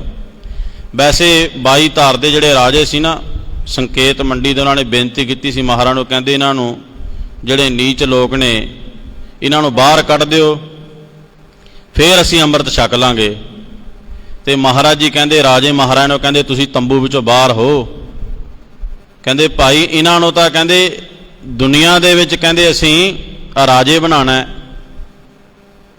ਤੁਸੀਂ ਦੇਖ ਲਓ, ਇਹਨਾਂ ਗਰੀਬ ਸਿੱਖਣ ਕੋ ਦੇ ਪਾਤਸ਼ਾਹੀ ਯਾਦ ਕਰੇ ਹਮਰੀ ਗੁਰਿਆਈ। ਕਹਿੰਦੇ ਇਹਨਾਂ ਗਰੀਬ ਸਿੱਖਾਂ ਨੂੰ ਕਹਿੰਦੇ ਪਾਤਸ਼ਾਹੀਆਂ ਦੇਣੀਆਂ ਨੇ, ਜਿਨ੍ਹਾਂ ਨੂੰ ਪੱਗ ਬੰਨਣ ਦਾ ਕਿਸੇ ਨੇ ਅਫਸਰ ਨਹੀਂ ਸੀ ਦਿੱਤਾ। ਮਹਾਰਾਜ ਨੇ ਪੱਗਾਂ ਬਣਾਤੀਆਂ ਸਿਰ ਦੇ। ਐਂ ਨਾ ਸਮਝਿਆ ਕਰੋ ਵੀ ਪੱਗ ਅਸੀਂ ਆਪਣੀ ਮਰਜ਼ੀ ਨਾਲ ਬੰਨਣ ਲੱਗਿਆ। ਪਹਿਲਾਂ ਪੱਗ ਨਹੀਂ ਸੀ ਬੰਨ੍ਹ ਸਕਦਾ ਬੰਦਾ ਕੋਈ, ਘੋੜੀ ਤੇ ਨਹੀਂ ਸੀ ਚੜ੍ਹ ਸਕਦਾ, ਘੋੜੀ ਨਹੀਂ ਸੀ ਰੱਖ ਸਕਦਾ ਕੋਈ। ਇਹ ਸਾਰੀਆਂ ਨਿਸ਼ਾਨੀਆਂ ਸੀਗੀਆਂ। ਪਰ ਇਹ ਭਗਤਾਂ ਨੇ ਜੂਝੇ ਉਦੋਂ ਸਮੇਂ ਦੇ ਨਾਲ, ਸਰਕਾਰਾਂ ਦੇ ਨਾਲ, ਤੇ ਕ੍ਰਾਂਤੀ ਐਵੇਂ ਨਹੀਂ ਆਇਆ ਕਰਦੀ ਕੁਰਬਾਨੀ ਤੋਂ ਬਿਨਾਂ। ਤੇ ਭਗਤ ਕਬੀਰ ਜੀ ਕਾਂਸੀ ਦੇ ਵਿੱਚ ਜਦੋਂ ਉਹਨਾਂ ਨੂੰ ਹੁਕਮ ਹੋਇਆ ਅਕਾਲ ਪੁਰਖ ਦਾ ਕਿ ਜਾ ਕੇ ਤੁਸੀਂ ਨਾਮ ਜਪਣ ਵਾਲਿਆਂ ਦੇ ਦਰਸ਼ਨ, ਉਹਨਾਂ ਤੋਂ ਉਪਦੇਸ਼ ਲਓ। ਉਹ ਕਹਿੰਦੇ ਉਹ ਤਾਂ ਉਪਦੇਸ਼ ਦਿੰਦੇ ਨਹੀਂ ਮਹਾਰਾਜ ਨੀਵੀਂ ਜਾਤ ਨੂੰ। ਕਹਿੰਦੇ ਤੁਸੀਂ ਜਿੱਥੇ ਇਸ਼ਨਾਨ ਕਰਨ ਜਾਂਦੇ ਨੇ ਰਸਤੇ ਦੇ ਵਿੱਚ ਲੰਮਾ ਪੈ ਜਿਓ। ਕਹਿੰਦੇ ਨੇ ਜਿਹੜਾ ਭਗਤ ਕਬੀਰ ਹੈ ਉਹ ਰਾਮਾਨੰਦ ਜੀ ਰਾਤ ਨੂੰ ਜਦੋਂ 12 ਵਜੇ ਉੱਠ ਕੇ ਇਸ਼ਨਾਨ ਕਰਨ ਵਾਸਤੇ ਜਾ ਰਹੇ ਸੀ ਨਾ ਗੰਗਾ ਤੇ, ਭਗਤ ਕਬੀਰ ਜੀ ਕਹਿੰਦੇ ਰਸਤੇ ਦੇ ਵਿੱਚ ਲੰਮਾ ਪੈ ਗਏ। ਜਦੋਂ ਰਾਮਾਨੰਦ ਜੀ ਉੱਠ ਕੇ ਇਸ਼ਨਾਨ ਕਰਨ ਵਾਸਤੇ ਗਏ, ਇਸ਼ਨਾਨ ਕਰਕੇ ਮੁੜ ਰਹੇ ਸੀਗੇ ਤਾਂ ਅੱਗੇ ਕੀ ਦੇਖਿਆ ਕਿ ਕਬੀਰ ਲੰਮਾ ਪਿਆ ਹੋਇਆ। ਉਹਨਾਂ ਨੇ ਤੇ ਇਹ ਦੇਖਿਆ ਵੀ ਕੋਈ ਰਾਹਗੀਰ ਹੈ। ਪਹਿਲਾਂ ਕਿਹੜਾ ਕੋਈ ਇੰਨਾ ਲਾਈਟ ਦਾ ਕੋਈ ਹੋਰ ਪ੍ਰਬੰਧ ਸੀਗਾ। ਠੇਡਾ ਲੱਗਿਆ ਭਗਤ ਰਾਮਾਨੰਦ ਜੀ ਨੂੰ। ਥੱਲੇ ਡਿੱਗਦੇ ਡਿੱਗਦੇ ਬਚ ਗਏ ਰਾਮਾਨੰਦ ਜੀ, ਗਿਰੇ ਨਹੀਂ। ਪਰ ਮੁੱਖ ਦੇ ਵਿੱਚੋਂ ਕੀ ਨਿਕਲਿਆ ਰਾਮਾਨੰਦ ਜੀ ਦੇ? ਸਾਧ ਸੰਗਤ ਜੀ ਇਹ ਗੱਲ ਬੜੀ ਸਮਝਣ ਵਾਲੀ। ਜੋ ਅੰਦਰ ਤੁਹਾਡੇ ਵਸਤੂ ਹੋਏਗੀ ਨਾ, ਤੁਸੀਂ ਲੱਖ ਉਹਨੂੰ ਛੁਪਾਈ ਜਾਓ, ਉਹ ਬਾਹਰ ਜ਼ਰੂਰ ਆਏਗੀ। ਜੋ ਭਾਵੈ ਭਾਂਡੇ ਵਿੱਚ ਵਸਤ ਸਾਹ ਨਿਕਲੈ, ਕਿਆ ਕੋਈ ਕਰੈ ਵਿਚਾਰਾ। ਜਿਵੇਂ ਖਾਂਸੀ ਲੱਗੀ ਹੋਵੇ ਕਿਸੇ ਨੂੰ, ਜਿੰਨਾ ਮਰਜ਼ੀ ਮੂੰਹ ਕੁੱਟੀ ਜਾਵੇ ਪਰ ਕੁਝ ਮਿੰਟ ਤਾਂ ਰੁਕ ਜਾਏਗੀ, ਪਰ ਮੱਲੋ ਮੱਲੀ ਅੰਦਰੋਂ ਜਦੋਂ ਬਲਗਮ ਉੱਠੇਗੀ ਤਾਂ ਖਾਂਸੀ ਬਾਹਰ ਆ ਜਾਏਗੀ। ਇਸੇ ਤਰ੍ਹਾਂ ਹੀ ਜਿਹੜਾ ਕੋਈ ਨਾਮ ਜਪਦਾ, ਸਿਮਰਨ ਕਰਦਾ, ਉਹਦਾ ਚਿਹਰਾ ਦੱਸ ਦਿੰਦਾ ਵੀ ਇਹ ਸਿਮਰਨ ਵਾਲੀ ਰੂਹ ਹੈ, ਇਹ ਬੰਦਗੀ ਵਾਲੀ ਰੂਹ ਹੈ। ਜਿਹੜਾ ਕੋਈ ਸਾਡੇ ਵਾਂਗੂ ਕੋਈ ਠੱਗ ਹੁੰਦਾ, ਕੋਈ ਚੋਰ ਹੁੰਦਾ, ਕੋਈ ਬਰਿਆਈ ਵਾਲਾ ਹੁੰਦਾ, ਉਹਦਾ ਵੀ ਚਿਹਰਾ ਦੱਸ ਦਿੰਦਾ ਵੀ ਇਹ ਬੰਦਾ ਇਹੋ ਜਿਹੀ ਬਿਰਤੀ ਦਾ ਮਾਲਕ ਹੈ। ਹੁਣ ਰਾਮਾਨੰਦ ਜੀ ਦੇ ਰਸਨਾ ਦੇ ਉੱਤੋਂ ਕੀ ਨਿਕਲਿਆ? ਰਾਮੇ ਕੇ ਰਾਮ ਸੰਭਾਲ। ਕਹਿੰਦੇ ਰਾਮ ਦਿਆ ਬੰਦਿਆ, ਇਹ ਸੌਣ ਦਾ ਵੇਲਾ ਨਹੀਂ ਹੈ, ਇਹ ਨਾਮ ਜਪਣ ਦਾ ਵੇਲਾ। ਉੱਠ ਇਸ਼ਨਾਨ ਕਰ, ਕਬੀਰ ਸੂਤਾ ਕਿਆ ਕਰੇ, ਉੱਠ ਕੇ ਨਾ ਜਪੇ ਮਰਾਰ, ਇੱਕ ਦਿਨ ਸੋਵਣ ਹੋਏਗੋ ਲਾਂਬੇ ਗੋਂਡ ਪਸਾਰ। ਕਹਿੰਦੇ ਕਬੀਰ ਜੀ ਨੂੰ ਜਦੋਂ ਹੁਕਮ ਕੀਤਾ ਨਾ ਰਾਮੇ ਕੇ ਰਾਮ ਸੰਭਾਲ, ਦੇਖ ਲਓ ਕੋਈ ਉਹਨੂੰ ਉਪਦੇਸ਼ ਬਿਠਾ ਕੇ ਚੌਂਕੜਾ ਲਵਾ ਕੇ ਨਹੀਂ ਜਪਾਇਆ, ਸਿਰਫ ਇੰਨੀ ਗੱਲ ਹੀ ਕਹੀ ਹੈ। ਜਿਹਨੇ ਜਪਣਾ ਹੁੰਦਾ, ਜਿਹਨੇ ਮਿਲਣਾ ਹੁੰਦਾ ਪਰਮਾਤਮਾ ਨੂੰ, ਤਾਂ ਇਸ਼ਾਰਾ ਹੀ ਭਾਲਦਾ ਹੁੰਦਾ। ਜਿਹਨੇ ਨਹੀਂ ਮਿਲਣਾ ਹੁੰਦਾ ਉਹ ਦਿਨ ਰਾਤ ਪੁੱਛੀ ਜਾਂਦਾ ਨਾਮ ਕਿਵੇਂ ਜਪਣਾ, ਨਾਮ ਕਦੋਂ ਜਪਣਾ, ਨਾਮ ਕਿੱਥੇ ਜਪਣਾ, ਉਹ ਟਾਈਮ ਪਾਸ ਕਰੀ ਜਾਏਗਾ। ਜਿਨ੍ਹਾਂ ਨੇ ਜਪਣਾ ਉਹਨੇ ਗੁਰੂ ਗ੍ਰੰਥ ਸਾਹਿਬ ਦਾ ਇੱਕ ਸ਼ਬਦ ਲੈ ਕੇ, ਏਕ ਅੱਖਰ ਹਰ ਮਨ ਬਸਤ ਨਾਨਕ ਹੋਤ ਨਿਹਾਲ, ਉਹਨਾਂ ਨੂੰ ਇੱਕ ਅੱਖਰ ਹੀ ਮਿਲ ਜਾਵੇ ਗੁਰਬਾਣੀ ਦਾ, ਉਹਦਾ ਅਭਿਆਸ ਸਿਮਰਨ ਕਰਕੇ ਪ੍ਰਮਾਤਮਾ ਨੂੰ ਮਿਲ ਜਾਂਦੇ ਆ। ਤੋ ਰਾਮਾਨੰਦ ਤੋਂ ਉਪਦੇਸ਼ ਲੈ ਕੇ ਭਗਤ ਕਬੀਰ ਨੇ ਇੰਨੀ ਕਮਾਈ ਕੀਤੀ, ਇੰਨੀ ਕਮਾਈ ਕੀਤੀ। ਹੁਣ ਸਾਰੀ ਕਾਂਸੀ ਦੇ ਵਿੱਚ ਜੈ ਜੈਕਾਰ ਹੋ ਰਹੀ ਹੈ ਭਗਤ ਕਬੀਰ ਜੀ ਦੀ। ਵੱਡੇ ਵੱਡੇ ਰਾਜੇ ਮਹਾਰਾਜੇ ਭਗਤ ਕਬੀਰ ਜੀ ਦੇ ਚਰਨਾਂ ਦੇ ਵਿੱਚ ਝੁਕ ਝੁਕ ਕੇ ਸਲਾਮਾਂ ਕਰਦੇ ਨੇ, ਕਿਉਂਕਿ ਨਾਮ ਦੇ ਵਿੱਚ ਤਾਕਤ ਹੈ ਨਾ, ਸਿਮਰਨ ਦੇ ਵਿੱਚ ਤਾਕਤ ਹੈ। ਜਦੋਂ ਸਾਰੀ ਕਾਂਸੀ ਦੇ ਵਿੱਚ ਜੈ ਜੈਕਾਰ, ਉਸਤਤ, ਵਡਿਆਈ, ਸੋਭਾ ਹੋਈ ਨਾ ਭਗਤ ਕਬੀਰ ਜੀ ਦੀ, ਤਾਂ ਰਾਮਾਨੰਦ ਜੀ ਦੇ ਪਾਸ ਖਬਰਾਂ ਪਹੁੰਚ ਗਈਆਂ। ਕਹਿੰਦੇ ਰਾਮਾਨੰਦ ਜੀ ਤੁਹਾਡਾ ਕੋਈ ਸ਼ਿਸ਼ ਹੈ, ਕੋਈ ਚੇਲਾ ਤੁਹਾਡੇ ਤੋਂ, ਉਹਨੇ ਗੁਣ ਲੈ ਕੇ ਸਿਮਰਨ ਕੀਤਾ। ਹੁਣ ਰਾਮਾਨੰਦ ਜੀ ਕਹਿੰਦੇ ਮੈਂ ਕਿਸੇ ਨੂੰ ਭਾਈ ਆਪਣਾ ਚੇਲਾ ਬਣਾਇਆ ਹੀ ਨਹੀਂ, ਕਿਉਂਕਿ ਉਹਨਾਂ ਨੇ ਸੁਭਾਵਿਕ, ਜਿਵੇਂ ਆਪਾਂ ਕਹਿੰਦੇ ਹਾਂ ਖੰਡੇ ਬਾਟੇ ਦਾ ਅੰਮ੍ਰਿਤ ਛਕਣਾ, ਅਸੀਂ ਕਕਾਰ ਪਹਿਨ ਕੇ ਇਸ਼ਨਾਨ ਕਰਕੇ ਤਿਆਰੀ ਕਰਕੇ ਆਵਾਂਗੇ ਤੇ ਰਜਿਸਟਰ ਵਿੱਚ ਬਕਾਇਦਾ ਲਿਖਿਆ ਜਾਏਗਾ ਵੀ ਇਹ ਫਲਾਣੇ ਸਿੰਘ ਨੇ ਫਲਾਣੀ ਤਰੀਕ ਨੂੰ ਅੰਮ੍ਰਿਤ ਛਕਿਆ। ਹੁਣ ਰਾਮਾਨੰਦ ਜੀ ਨੇ ਤਾਂ ਸੁਭਾਵਿਕ ਹੀ ਉਪਦੇਸ਼ ਦਿੱਤਾ ਸੀ ਨਾ, ਪਰ ਕਬੀਰ ਜੀ ਨੇ ਕਮਾਈ ਇੰਨੀ ਕਰ ਲਈ, ਕੋਈ ਵੀ ਸ਼ਬਦ ਜਿਹੜਾ ਏ, ਕੋਈ ਵੀ ਸਵਾਸ ਜਿਹੜਾ ਏ, ਉਹ ਰਾਮ ਦੇ ਨਾਮ ਤੋਂ ਬਿਨਾ ਵਿਅਰਥ ਨਹੀਂ ਜਾਣ ਦਿੱਤਾ। ਭਗਤ ਕਬੀਰ ਜੀ ਕਥਨ ਕਰਦੇ ਆ, ਕਹਿੰਦੇ ਜਬ ਲਗ ਤਾਗਾ ਬਾਹੋ ਬੇਹੀ, ਤਬ ਲਗ ਬਿਸਰੈ ਰਾਮ ਸਨੇਹੀ। ਹੁਣ ਭਗਤ ਕਬੀਰ ਜੀ ਜਦੋਂ ਨਾਮ ਜਪਦੇ ਨੇ ਨਾ ਤਾਂ ਖੱਡੀ ਬੁਣਨ ਦੇ ਵਿੱਚ ਉਹਨਾਂ ਨੂੰ ਜਿਹੜੀ ਆ ਉਹ ਦਿੱਕਤ ਆਉਂਦੀ ਹੈ। ਕਿਉਂ? ਕਿਉਂਕਿ ਸਿਮਰਨ ਕਰਨ ਵੇਲੇ ਆਪਾਂ ਨਾਮ ਜਪਦੇ ਆ ਨਾ ਜਦੋਂ, ਤੇ ਜੀਭ ਦੇ ਨਾਲ ਹੀ ਨਾਮ ਜਪਣਾ, ਤੇ ਸੂਈ ਦੇ ਵਿੱਚ ਜਦੋਂ ਧਾਗਾ ਪਾਣਾ ਹੁੰਦਾ, ਆਪਾਂ ਥੋੜਾ ਜਿਹਾ ਮੂੰਹ ਦੇ ਵਿੱਚ ਧਾਗਾ ਉਹਨੂੰ ਸਾਫ਼ ਕਰਕੇ ਤੇ ਫਿਰ ਉਹਨੂੰ ਸੂਈ ਵਿੱਚ ਆਪਾਂ ਪਾਉਂਦੇ ਆ ਨੱਕੇ ਦੇ ਵਿੱਚ। ਭਗਤ ਕਬੀਰ ਜੀ ਮਾਂ ਨੂੰ ਕਹਿੰਦੇ ਆਪਣੀ ਨੂੰ, ਕਹਿੰਦੇ ਮਾਤਾ ਮੇਰੀ ਉਹ ਹਾਲਤ ਹੋ ਗਈ ਆ ਹੁਣ, ਜਿਵੇਂ ਕਹਿੰਦੇ ਕੋਈ ਅਮਲੀ ਬੰਦਾ ਕਹਿੰਦੇ ਨਸ਼ਾ ਖਾਏ ਤੋਂ ਬਿਨਾ ਕਹਿੰਦੇ ਉਹਦੇ ਹੱਡ ਪੈਰ ਟੁੱਟਣ ਲੱਗ ਪੈਂਦੇ ਨੇ ਨਾ। ਹੁਣ ਕਹਿੰਦੇ ਮੈਂ ਨਾਮ ਤੋਂ ਬਿਨਾ ਰਹਿ ਨਹੀਂ ਸਕਦਾ। ਜਦੋਂ ਮੈਂ ਖੁੱਡੀ ਬਣਨ ਲੱਗਿਆ, ਇੱਕ ਵਾਰੀ ਕਹਿੰਦੇ ਮੈਂ ਸੂਈ ਦੇ ਵਿੱਚ ਧਾਗਾ ਪਾਣਾ, ਮੈਨੂੰ ਇੱਕ ਵਾਰੀ ਰੱਬ ਦਾ ਨਾਮ ਵਿਸਰਦਾ, ਮੈਨੂੰ ਬਹੁਤ ਦੁੱਖ ਲੱਗਦਾ। ਤੁਸੀਂ ਦੇਖ ਲਓ ਆਪਾਂ 24,000 ਸਵਾਸ ਕਿੰਨੀ ਵਾਰੀ ਨਾਮ ਜਪਦੇ ਹਾਂ। ਭਗਤ ਕਬੀਰ ਜੀ ਕਹਿੰਦੇ ਮੈਨੂੰ ਇੱਕ ਸਵਾਸ ਛੱਡਣਾ ਪੈਂਦਾ ਨਾਮ ਜਪਣ ਦਾ। ਜਬ ਲਗ ਤਾਗਾ, ਦੇਖੋ ਬਾਣੀ ਦਾ ਸ਼ਬਦ ਹੈ, ਕਿਸੇ ਵਿਦਵਾਨ ਦੀ ਲਿਖਤ ਨਹੀਂ, ਕਿਸੇ ਗੀਤਕਾਰ ਦਾ ਕੋਈ ਲਿਖਿਆ ਨਹੀਂ ਹੋਇਆ, ਗੁਰੂ ਗ੍ਰੰਥ ਸਾਹਿਬ ਦੀ ਬਾਣੀ ਹੈ, ਜਿਹਨੂੰ ਆਪਾਂ ਸਵੇਰੇ ਆ ਕੇ ਮੱਥਾ ਟੇਕਿਆ, ਧੁਰਕੀ ਬਾਣੀ ਆਈ ਤਿਨ ਸਗਲੇ ਚਿੰਤ ਮਟਾਈ, ਉਸ ਬਾਣੀ ਦਾ ਹੁਕਮ ਹੈ। ਭਗਤ ਕਬੀਰ ਜੀ ਨੇ ਆਪਣਾ ਜੀਵਨ ਦੇ ਸ਼ਬਦ ਜਿਹੜੇ ਨੇ ਕਮਾਏ ਹੋਏ ਸ਼ਬਦ ਲਿਖੇ ਨੇ। ਜਬ ਲਗ ਤਾਗਾ ਬਾਹੋ ਬੇਹੀ, ਤਬ ਲਗ ਵਿਸਰੈ ਰਾਮ ਸਨੇਹੀ। ਕਹਿੰਦੇ ਮਾਤਾ ਮੈਨੂੰ ਇੱਕ ਵਾਰੀ ਰੱਬ ਦਾ ਨਾਮ ਵਿਸਰਦਾ, ਬਹੁਤ ਦੁੱਖ ਲੱਗਦਾ ਮੈਨੂੰ। ਜਦੋਂ ਦੇਖਿਆ ਵੀ ਉਹਨੇ ਖੱਡੀ ਮੁੰਨੀ ਛੱਡ ਗਿਆ, ਕੰਮ ਕਾਰ ਤੇ ਅਸਰ ਪੈ ਗਿਆ।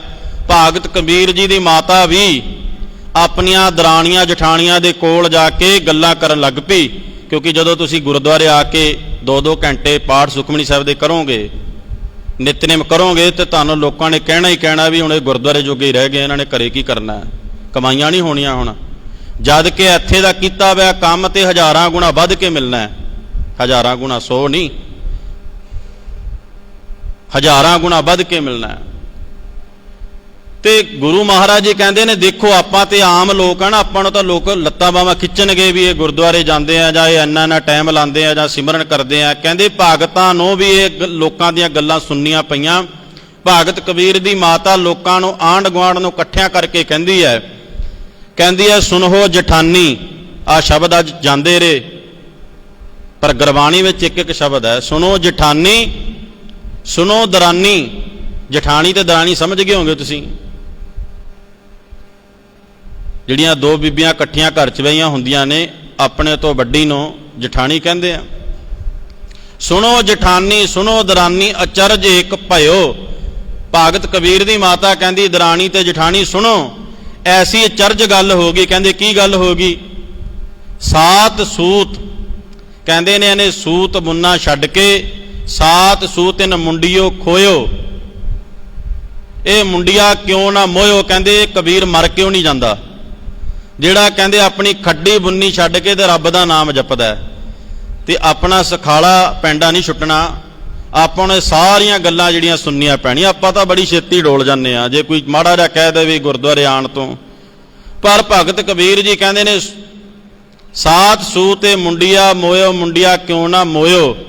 ਭਗਤ ਕਬੀਰ ਦੀ ਮਾਤਾ ਦੇਖ ਲਓ ਗਾਲ ਕੱਢ ਕੇ, ਜਿਵੇਂ ਆਪਾਂ ਕਿਸੇ ਨੂੰ ਗਾਲ ਕੱਢਦੇ ਆ, ਕਹਿੰਦੀ ਦੇਖ ਲਓ ਇਹ ਮੁੰਡਾ ਮਰ ਕਿਉਂ ਨਹੀਂ ਜਾਂਦਾ ਜਿਹੜਾ ਖੱਡੀ ਬੁੰਨੀ ਛੱਡ ਕੇ ਰੱਬ ਦਾ ਨਾਮ ਜਪਦਾ।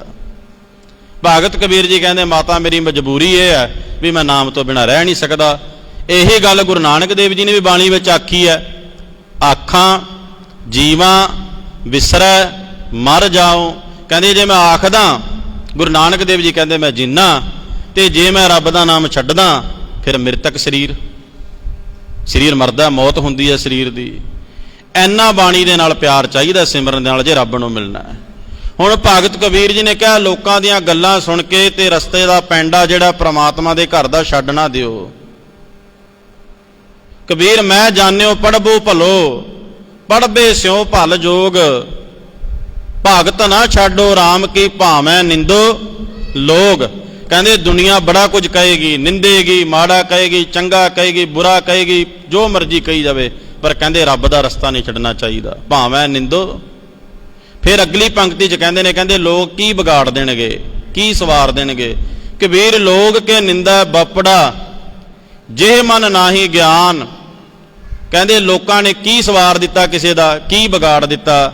ਰਾਮ ਕਬੀਰਾ ਰਬ ਰਹੇ ਆਵਰ ਤਜੇ ਸਭ ਕਾਮ। ਕਹਿੰਦੇ ਅਸੀਂ ਨਾਮ ਜਪ ਕੇ ਰੱਬ ਦੇ ਵਿੱਚ ਲੈ ਹੋ ਗਏ, ਦੁਨੀਆ ਦੀ ਵਡਿਆਈ ਦੁਨੀਆ ਦੀ ਨਿੰਦਿਆ ਕੀ ਵਿਗਾੜ ਗਈ ਸਾਡਾ। ਅਸੀਂ ਤਾਂ ਰੱਬ ਨੂੰ ਮਿਲ ਚੁੱਕੇ ਆ ਨਾ। ਪਰ ਜੇ ਅਸੀਂ ਰਸਤੇ ਵਿੱਚ ਰੁਕ ਜਾਂਦੇ ਮੋੜ ਤੇ ਵੀ ਲੋਕ ਤਾਂ ਇਹ ਕਹਿ ਰਹੇ ਨੇ, ਲੋਕ ਉਹ ਕਹਿ ਰਹੇ ਨੇ, ਫੇਰ ਨਹੀਂ ਸੀ ਕਹਿੰਦੇ ਰੱਬ ਨੂੰ ਮਿਲਿਆ ਜਾਣਾ। ਸਾਡੇ ਵੱਲ ਇਸ਼ਾਰਾ ਕਰਕੇ ਕਹਿੰਦੇ ਨੇ ਦੁਨੀਆ ਜਿੰਨਾ ਮਰਜ਼ੀ ਰੋਕ ਲੇ ਪਰ ਰੱਬ ਦਾ ਪੈਂਡਾ ਨਹੀਂ ਛੱਡਣਾ, ਕਦੇ ਵੀ ਗੁਰੂ ਘਰੇ ਆਉਣਾ ਨਹੀਂ ਛੱਡਣਾ। ਜੇ ਇੱਕ ਵਾਰੀ ਕਹਿੰਦਾ ਕੋਈ, ਸਗੋਂ 10 ਵਾਰੀ ਆਓ, ਸਵੇਰੇ ਆਓ, ਸ਼ਾਮ ਨੂੰ ਆਓ, ਅੰਮ੍ਰਿਤ ਵੇਲੇ ਆਓ, ਬਾਰ-ਬਾਰ ਆਓ। ਬਲਿਹਾਰੀ ਗੁਰ ਆਪਣੇ ਦਿਉਹਾੜੀ ਸਦ ਵਾਰ। ਮਹਾਰਾਜ ਨੇ ਕਿਹਾ ਕਿੰਨੀ ਵਾਰੀ ਆਵਾਂ ਤੇਰੇ ਕੋਲੇ, ਗਿਣਤੀ ਨਹੀਂ ਕੀਤੀ ਮਹਾਰਾਜ ਨੇ, ਵਾਰ-ਵਾਰ ਆਵਾਂ ਤੇਰੇ ਕੋਲੇ। ਸੋ ਭਗਤ ਕਬੀਰ ਜੀ ਨੇ ਜਦੋਂ ਸਿਮਰਨ ਕੀਤਾ, ਬੰਦਗੀ ਕੀਤੀ ਪ੍ਰਮਾਤਮਾ ਦੀ, ਤਾਂ ਸਾਰੀ ਕਾਂਸੀ ਦੇ ਵਿੱਚ ਭਗਤ ਕਬੀਰ ਜੀ ਦੀ ਜੈ ਜੈਕਾਰ ਉਸਤਤ ਵਡਿਆਈ ਹੋਈ। ਨਾਮ ਜਪ ਕੇ ਜਦੋਂ ਸ਼ਿਕਾਇਤ ਕੀਤੀ ਰਾਮਾਨੰਦ ਜੀ ਦੇ ਪਾਸ ਕਿ ਤੁਸੀਂ ਇੱਕ ਨੀਚ ਜਾਤੀ ਨੂੰ ਉਪਦੇਸ਼ ਦਿੱਤਾ, ਤਾਂ ਭਗਤ ਕਬੀਰ ਜੀ ਨੂੰ ਬੁਲਾਇਆ ਗਿਆ। ਤੰਬੂ ਲੱਗਾ, ਉਹਦੇ ਵਿੱਚ ਰਾਮਾਨੰਦ ਜੀ ਬੈਠੇ ਹੋਏ ਨੇ, ਪੂਜਾ ਕਰ ਰਹੇ ਨੇ। ਹੁਣ ਬੰਦਗੀ ਕਰਕੇ ਭਗਤ ਕਬੀਰ ਜੀ ਜਿਹੜੇ ਨੇ ਅੰਤਰਜਾਮਤਾ ਜਿਹੜੀ ਆ ਉਹਨੂੰ ਪ੍ਰਾਪਤ ਹੋ ਚੁੱਕੇ ਆ। ਅੰਤਰਜਾਮੀ ਪੁਰਖ ਵਿਦਾਤੇ, ਹਰ ਹਰ ਜਨ ਦੁਈ ਏਕ ਹੈ। ਹੁਣ ਪ੍ਰਮਾਤਮਾ ਤੇ ਪ੍ਰਮਾਤਮਾ ਦੇ ਪਿਆਰੇ ਜਿਹੜੇ ਨੇ ਨਾਮ ਜਪਣ ਕਰਕੇ ਇੱਕੋ ਹੀ ਹੋ ਜਾਂਦੇ ਨੇ। ਰਾਮਾਨੰਦ ਜੀ ਕਹਿੰਦੇ ਤੰਬੂ ਦੇ ਅੰਦਰ ਸੇਵਾ ਕਰ ਰਹੇ ਸੀਗੇ, ਪ੍ਰਮਾਤਮਾ ਦੀ ਮੂਰਤੀ ਦੀ ਇਸ਼ਨਾਨ ਕਰਾ ਕੇ ਧੂਪ ਬੱਤੀ ਕਰਕੇ ਮਾਲਾ ਪਹਿਨਾਉਣ ਲੱਗੇ ਸੀਗੇ। ਤਾਂ ਕਹਿੰਦੇ ਉੱਥੇ ਜਾ ਕੇ ਸੰਸੇ ਵਿੱਚ ਪੈ ਗਏ ਰਾਮਾਨੰਦ ਜੀ। ਕਹਿੰਦੇ ਹੁਣ ਮੈਂ ਜੇ ਤਾਂ ਮੁਕਟ ਦੇ ਉੱਤੋਂ ਦੀ ਹਾਰ ਪਹਿਨਾਨਾ ਤਾਂ ਫਿਰ ਜਿਹੜੀ ਮੁਕਟ ਦੀ ਹੈ ਬੇਅਦਬੀ ਹੈ, ਜੇ ਮੈਂ ਨਹੀਂ ਅਪਣਾਉਂਦਾ ਤਾਂ ਕਹਿੰਦੇ ਫਿਰ ਮੇਰੀ ਜਿਹੜੀ ਸੇਵਾ ਏ ਇਹ ਵਿੱਚ ਕਹਿੰਦੇ ਵਿਘਨ ਪੈ ਜਾਏਗਾ। ਇਹ ਸੰਸੇ ਦੇ ਵਿੱਚ ਪੈ ਗਏ ਕਹਿੰਦੇ ਰਾਮਾਨੰਦ ਜੀ। ਕਹਿੰਦੇ ਭਗਤ ਕਬੀਰ ਜੀ ਆਪਣੀ ਅੰਤਰਜਾਮਤਾ ਦੇ ਨਾਲ ਜਾ ਕੇ ਨਾ ਤੰਬੂ ਦੇ ਅੰਦਰ ਜਾ ਕੇ ਰਾਮਾਨੰਦ ਜੀ ਦੇ ਕੰਨ ਦੇ ਵਿੱਚ ਕਹਿੰਦੇ ਨੇ, ਕਹਿੰਦੇ ਗੁਰੂ ਜੀ ਬੰਦਗੀ ਕਰਕੇ ਕਿੱਥੇ ਪਹੁੰਚ ਗਏ? ਕਹਿੰਦੇ ਗੁਰੂ ਜੀ ਸੰਸਾ ਨਾ ਕਰੋ, ਆਹ ਜਿਹੜੀ ਫੁੱਲ ਦੀ ਮਾਲਾ ਹੈ ਨਾ, ਇਹਦੀ ਗੱਠ ਜਿਹੜੀ ਆ ਉਹ ਖੋਲ ਕੇ ਨਾ ਤੇ ਮੁਕਟ ਦੇ ਪਿੱਛੋਂ ਦੀ ਕਰਕੇ ਦੁਬਾਰੇ ਗੱਠ ਬੰਨ੍ਹ ਦਿਓ, ਤੁਹਾਡੀ ਪੂਜਾ ਵੀ ਪੂਰੀ ਹੋ ਜਾਏਗੀ ਤੇ ਤੁਹਾਡੀ ਭਗਤੀ ਵੀ ਪੂਰੀ ਹੋ ਜਾਏਗੀ। ਜਦੋਂ ਇੰਨੀ ਗੱਲ ਕਹੀ ਨਾ ਰਾਮਾਨੰਦ ਜੀ ਨੂੰ ਕਬੀਰ ਜੀ ਨੇ, ਬਸ ਫੇਰ ਕਹਿੰਦੇ ਰਾਮਾਨੰਦ ਜੀ ਕਹਿੰਦੇ ਉੱਠ ਕੇ ਆ ਗਏ, ਤੰਬੂ ਦੀਆਂ ਕਨਾਤਾਂ ਖੋਲ ਦਿੱਤੀਆਂ। ਕਹਿੰਦੇ ਜਿਹੜੇ ਮੇਰੇ ਮਨ ਦੇ ਪਰਦੇ ਖੋਲ ਦਿੱਤੇ, ਹੁਣ ਕਹਿੰਦੇ ਉਹ ਨੀਚ ਨਹੀਂ ਰਿਹਾ, ਉਹ ਰੱਬ ਦੇ ਘਰ ਦੇ ਵਿੱਚ ਕਹਿੰਦੇ ਪ੍ਰਵਾਨ ਹੋ ਗਿਆ। ਜੋ ਕਹਿਣਾ ਕਹਿੰਦੇ ਲੋਕ ਕਹਿ ਲੈਣ, ਜੋ ਕਹਿਣਾ ਸਰਕਾਰਾਂ ਨੇ ਕਹਿ ਲੈਣ, ਕਿਉਂਕਿ ਪਾਬੰਦੀ ਸੀ ਨਾ ਵੀ ਨੀਚ ਜਾਤ ਨੂੰ ਉਪਦੇਸ਼ ਨਹੀਂ ਦੇ ਸਕਦਾ ਸੀਗਾ ਰਾਮਾਨੰਦ ਜੀ। ਕਹਿੰਦੇ ਨਾਮ ਜਪ ਕੇ ਕਹਿੰਦੇ ਉੱਥੇ ਪਹੁੰਚ ਗਿਆ ਜਿੱਥੇ ਤੱਕ ਹਲੇ ਤੱਕ ਮੈਂ ਵੀ ਨਹੀਂ ਪਹੁੰਚਿਆ। ਇਹ ਹੈ ਨਾਮ ਦੀ ਤਾਕਤ, ਸਿਮਰਨ ਦੀ ਤਾਕਤ, ਬੰਦਗੀ ਦੀ ਤਾਕਤ। ਇੱਕ ਸ਼ਬਦ ਹੈ ਭਗਤ ਕਬੀਰ ਜੀ ਦਾ, ਕਹਿੰਦੇ ਨਾਮ ਜਪ ਕੇ ਸਿਮਰਨ ਕਰਕੇ ਭਗਤ ਕਬੀਰ ਜੀ ਉੱਥੇ ਪਹੁੰਚ ਗਏ ਕਿ ਕਾਂਸੀ ਦੇ ਲੋਕ ਕਹਿੰਦੇ ਨੇ, ਕਹਿੰਦੇ ਰਾਮ ਕਬੀਰਾ ਏਕ ਭਏ ਹੈ ਕੋਏ ਨਾ ਸਕੈ ਪਛਾਨੀ। ਕਹਿੰਦੇ ਹੁਣ ਪਤਾ ਨਹੀਂ ਲੱਗਦਾ ਵੀ ਸੜਕ ਦੇ ਉੱਤੇ ਭਗਤ ਕਬੀਰ ਤੁਰਦਾ ਜਾ ਰਿਹਾ ਕਿ ਰੱਬ ਤੁਰ ਰਿਹਾ। ਇੱਥੇ ਤੱਕ ਬਿਰਤੀ ਪਹੁੰਚ ਗਈ ਭਗਤ ਕਬੀਰ ਜੀ ਦੀ, ਇੱਥੇ ਤੱਕ ਨਾ ਲੈ ਕੇ ਆਉਣਾ ਪੈਂਦਾ ਬਿਰਤੀ ਨੂੰ। ਭਗਤ ਕਬੀਰ ਜੀ ਨੇ ਨਾਮ ਜਪਿਆ, ਪ੍ਰਵਾਨ ਹੋ ਗਏ ਉਹ ਜਨਮ ਤੁਮਾਰੇ ਲੇਖੇ। ਬੜੀਆਂ ਔਖੀਆਂ ਗੱਲਾਂ ਨੇ, ਲੇਖੇ ਲਾਣਾ ਕਹਿਣ ਦੇ ਨਾਲ ਨਹੀਂ ਲੱਗਦਾ ਹੁੰਦਾ। ਉਹ ਮੰਜ਼ਲੇ ਮਕਸੂਦ ਪੈਂਡੇ ਤੈਅ ਕਰਨੇ ਪੈਂਦੇ ਨੇ। ਖੰਨਿਓ ਤਿੱਖੀ ਬਾਲੋ ਨੀਕੀ ਏਤ ਮਾਰਗ ਜਾਣਾ, ਬੜੇ ਵਿਖੜੇ ਪੈਂਡੇ ਨੇ ਸਿੱਖੀ ਦੇ। ਸਵਾਓ ਸਮਾਂ ਹੋਇਆ ਸਮਾਪਤੀ ਦਾ। ਭਾਈ ਸਾਹਿਬ ਕਹਿ ਕੇ ਗਏ ਸੀਗੇ ਸਾਡੇ ਪਾਸ ਕਿ ਅੱਜ ਗੁਰੂ ਹਰਗੋਬਿੰਦ ਪਾਤਸ਼ਾਹ ਮਹਾਰਾਜ ਦਾ ਜਨਮ ਹੈ। ਸ੍ਰੀ ਗੁਰੂ ਅਰਜਨ ਦੇਵ ਜੀ ਮਹਾਰਾਜ ਪੰਜਵੇਂ ਪਾਤਸ਼ਾਹ, ਪੰਜਵੇਂ ਗੁਰੂ ਨਾਨਕ ਉਹਨਾਂ ਦੇ ਘਰੇ ਧੰਨ ਧੰਨ ਗੁਰੂ ਹਰਗੋਬਿੰਦ ਪਾਤਸ਼ਾਹ ਮਹਾਰਾਜ ਮੀਰੀ ਪੀਰੀ ਦੇ ਮਾਲਕ, ਜਿਨ੍ਹਾਂ ਦਾ ਜਨਮ ਗੁਰੂ ਕੀ ਬਡਾਲੀ ਜੋ ਅੰਮ੍ਰਿਤਸਰ ਸ਼ਹਿਰ ਦੇ ਵਿੱਚ ਨੇੜੇ ਨਗਰ ਪੈਂਦਾ ਗੁਰੂ ਕੀ ਬਡਾਲੀ, ਉੱਥੇ ਜਨਮ ਹੋਇਆ ਸੀਗਾ ਗੁਰੂ ਹਰਗੋਬਿੰਦ ਪਾਤਸ਼ਾਹ ਮਹਾਰਾਜ ਦਾ।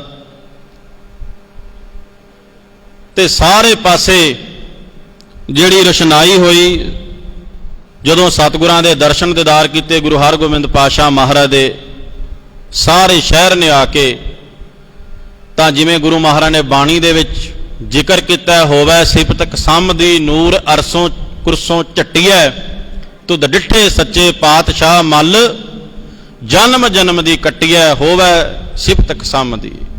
ਦਰਸ਼ਨ ਦੇਖ ਜਿਵਾ ਗੁਰ ਤੇਰਾ ਪੂਰਨ ਕਰਮ, ਹੋਏ ਪ੍ਰਭ ਦੇ ਮੇਰਾ। ਜਦੋਂ ਹਰਗੋਬਿੰਦ ਪਾਤਸ਼ਾਹ ਮਹਾਰਾਜ ਦੇ ਦਰਸ਼ਨ ਦੀਦਾਰ ਕੀਤੇ ਨਾ ਸੰਗਤਾਂ ਨੇ, ਤਾਂ ਕੋਈ ਤਨ ਰੋਗੀ, ਕੋਈ ਮਨ ਰੋਗੀ, ਕੋਈ ਚਿੰਤਾ ਚਿੱਤ ਉਦਾਸ, ਕਈਆਂ ਦੇ ਤਨ ਦੇ, ਕਈਆਂ ਦੇ ਮਨ ਦੇ, ਕਈਆਂ ਦੇ ਚਿੰਤਾ ਦੇ ਰੋਗ ਉੱਡ ਗਏ। ਜਿਵੇਂ ਸੂਰਜ ਚੜ੍ਹਨ ਦੇ ਨਾਲ ਹਨੇਰਾ ਉੱਡ ਜਾਂਦਾ ਨਾ ਸਵੇਰੇ, ਇਸ ਤਰ੍ਹਾਂ ਕਹਿੰਦੇ ਗੁਰੂ ਹਰਗੋਬਿੰਦ ਪਾਤਸ਼ਾਹ ਮਹਾਰਾਜ ਦੇ ਮਸਤਕ ਵੱਲ ਜਦੋਂ ਤੱਕਿਆ ਨਾ ਸੰਗਤ ਨੇ, ਤਾਂ ਉਹਨਾਂ ਦੇ ਕਹਿੰਦੇ ਜਨਮਾਂ ਜਨਮਾਂਤਰਾਂ ਦੇ ਰੋਗ ਜਿਹੜੇ ਨੇ ਉਹ ਦੂਰ ਹੋ ਗਏ।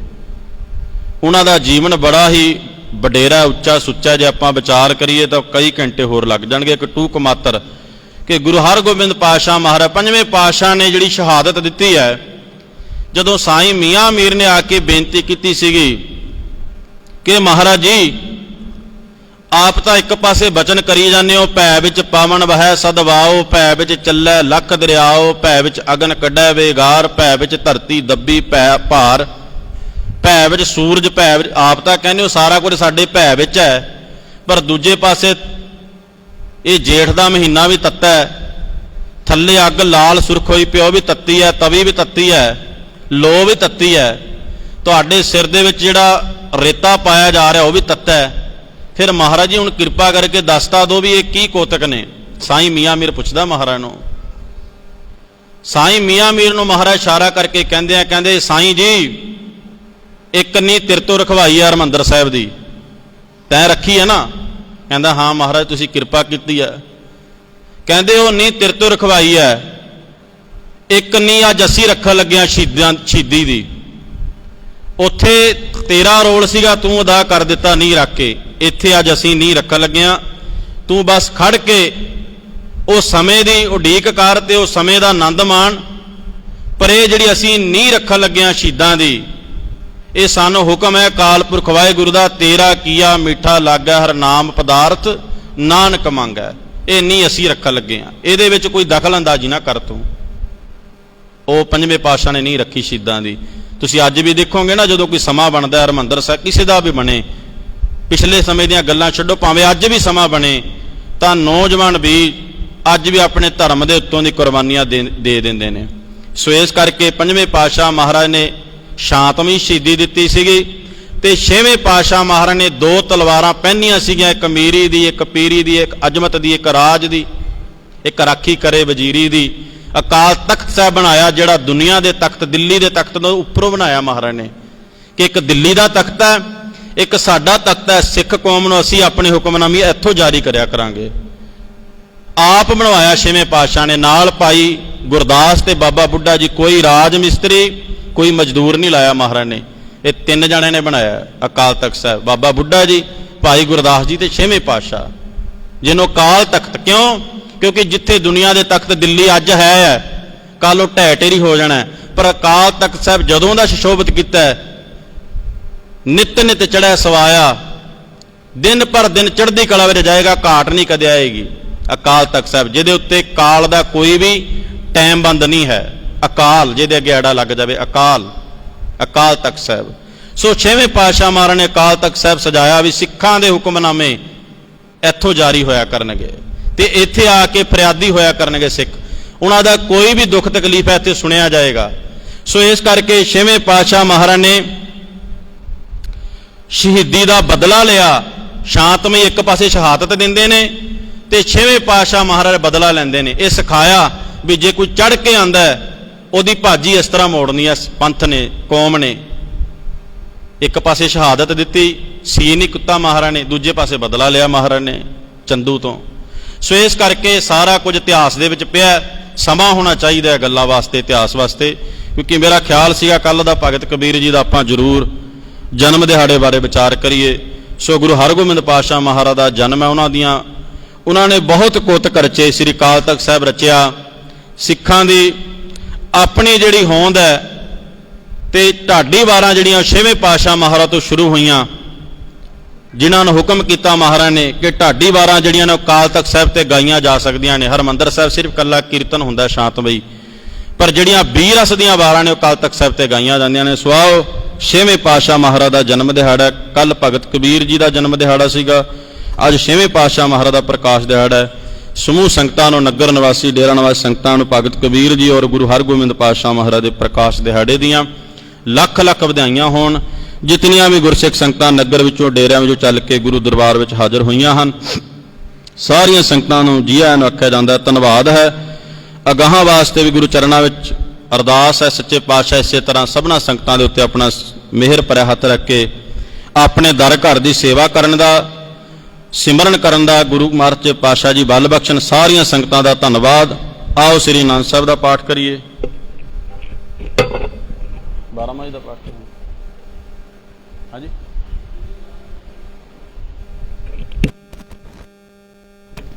ਬਾਰਹਵਾਂ ਦਾ ਪਾਠ ਕੀਤਾ ਨਾਸਾ ਪੜ੍ਹ ਦਿਓ। ਸੋ ਆਓ, ਗੁਰੂ ਮਹਾਰਾਜ ਪਾਤਸ਼ਾਹ ਦੇ ਚਰਨਾਂ ਵਿੱਚ ਸੰਗਰਾਂਦ ਦਾ ਦਿਹਾੜਾ ਸਾਰੀਆਂ ਸੰਗਤਾਂ ਹਰ ਇੱਕ ਮਹੀਨੇ ਮਨਾਉਂਦੀਆਂ ਹਨ, ਇਕੱਤਰ ਹੋ ਕੇ। ਸੋ 12 ਮਾਹ ਜੀ ਦੇ ਪਾਠ ਹੋਣਗੇ। ਹੋਈਆਂ ਭੁੱਲਾਂ ਚੁੱਕਾਂ ਦੀ ਖਿਮਾ ਕਰਨੀ ਸਾਰੀ ਸੰਗਤ ਗੱਜ ਵੱਜ ਕੇ ਫਤਿਹ ਬੁਲਾਓ। ਆਖੋ ਜੀ ਵਾਹਿਗੁਰੂ ਜੀ ਕਾ ਖਾਲਸਾ, ਵਾਹਿਗੁਰੂ ਜੀ ਕੀ ਫਤਿਹ।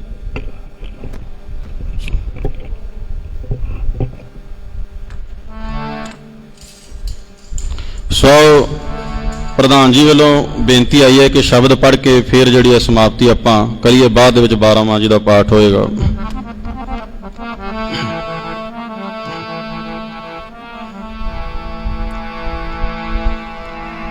ਸਤ ਸੰਗਤ ਮਿਲੇ ਸੋ ਤਰਿਆ ਮੇਰੇ ਮਾਧੋ ਜੀ, ਸਤ ਸੰਗਤ ਮਿਲੇ ਸੋਈ ਤਰਿਆ ਮੇਰੇ ਮਾਧੋ ਜੀ।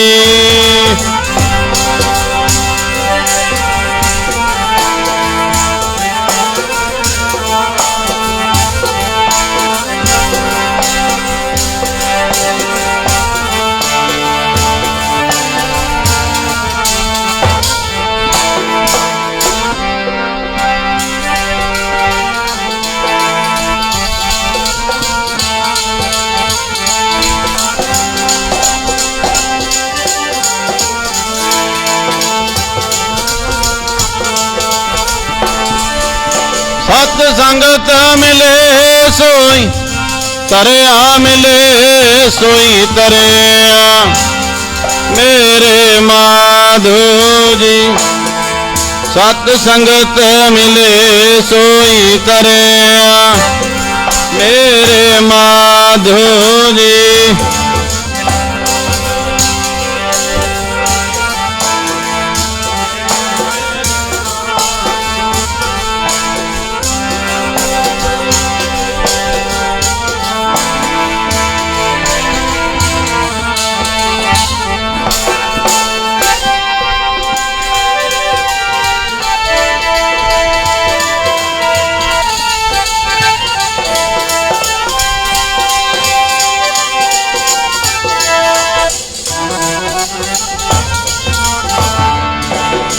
कबीर एक कड़ी आदि करे, आदि हूँ ते याद भगतन से थी गोष्ठ जो किन्ने सो लाभ। सौ सारिया संगतां नूं बेनती है, श्री बारा माह जी दे पाठ होणगे। सतगुरां दे चरणां विच श्री बारा माह जी दे पाठ सरवण करके आनंद साहिब दा पाठ होवेगा। फिर अरदास हुक्मनामा साहिब सरवण करके कड़ा प्रसादी देग का वरतारा होगा। गुरु की देग लैके बाद चाह पानी का लंगर छक के फिर संगतां ने आपो अपने घरों चाला पाना है। इतनिया को बेनतियां प्रवान करनिया जी। भुल्लां चुकां दी खिमा, बलाओ फतेह आखो जी। वाहिगुरु जी का खालसा, वाहिगुरु जी की फतेह।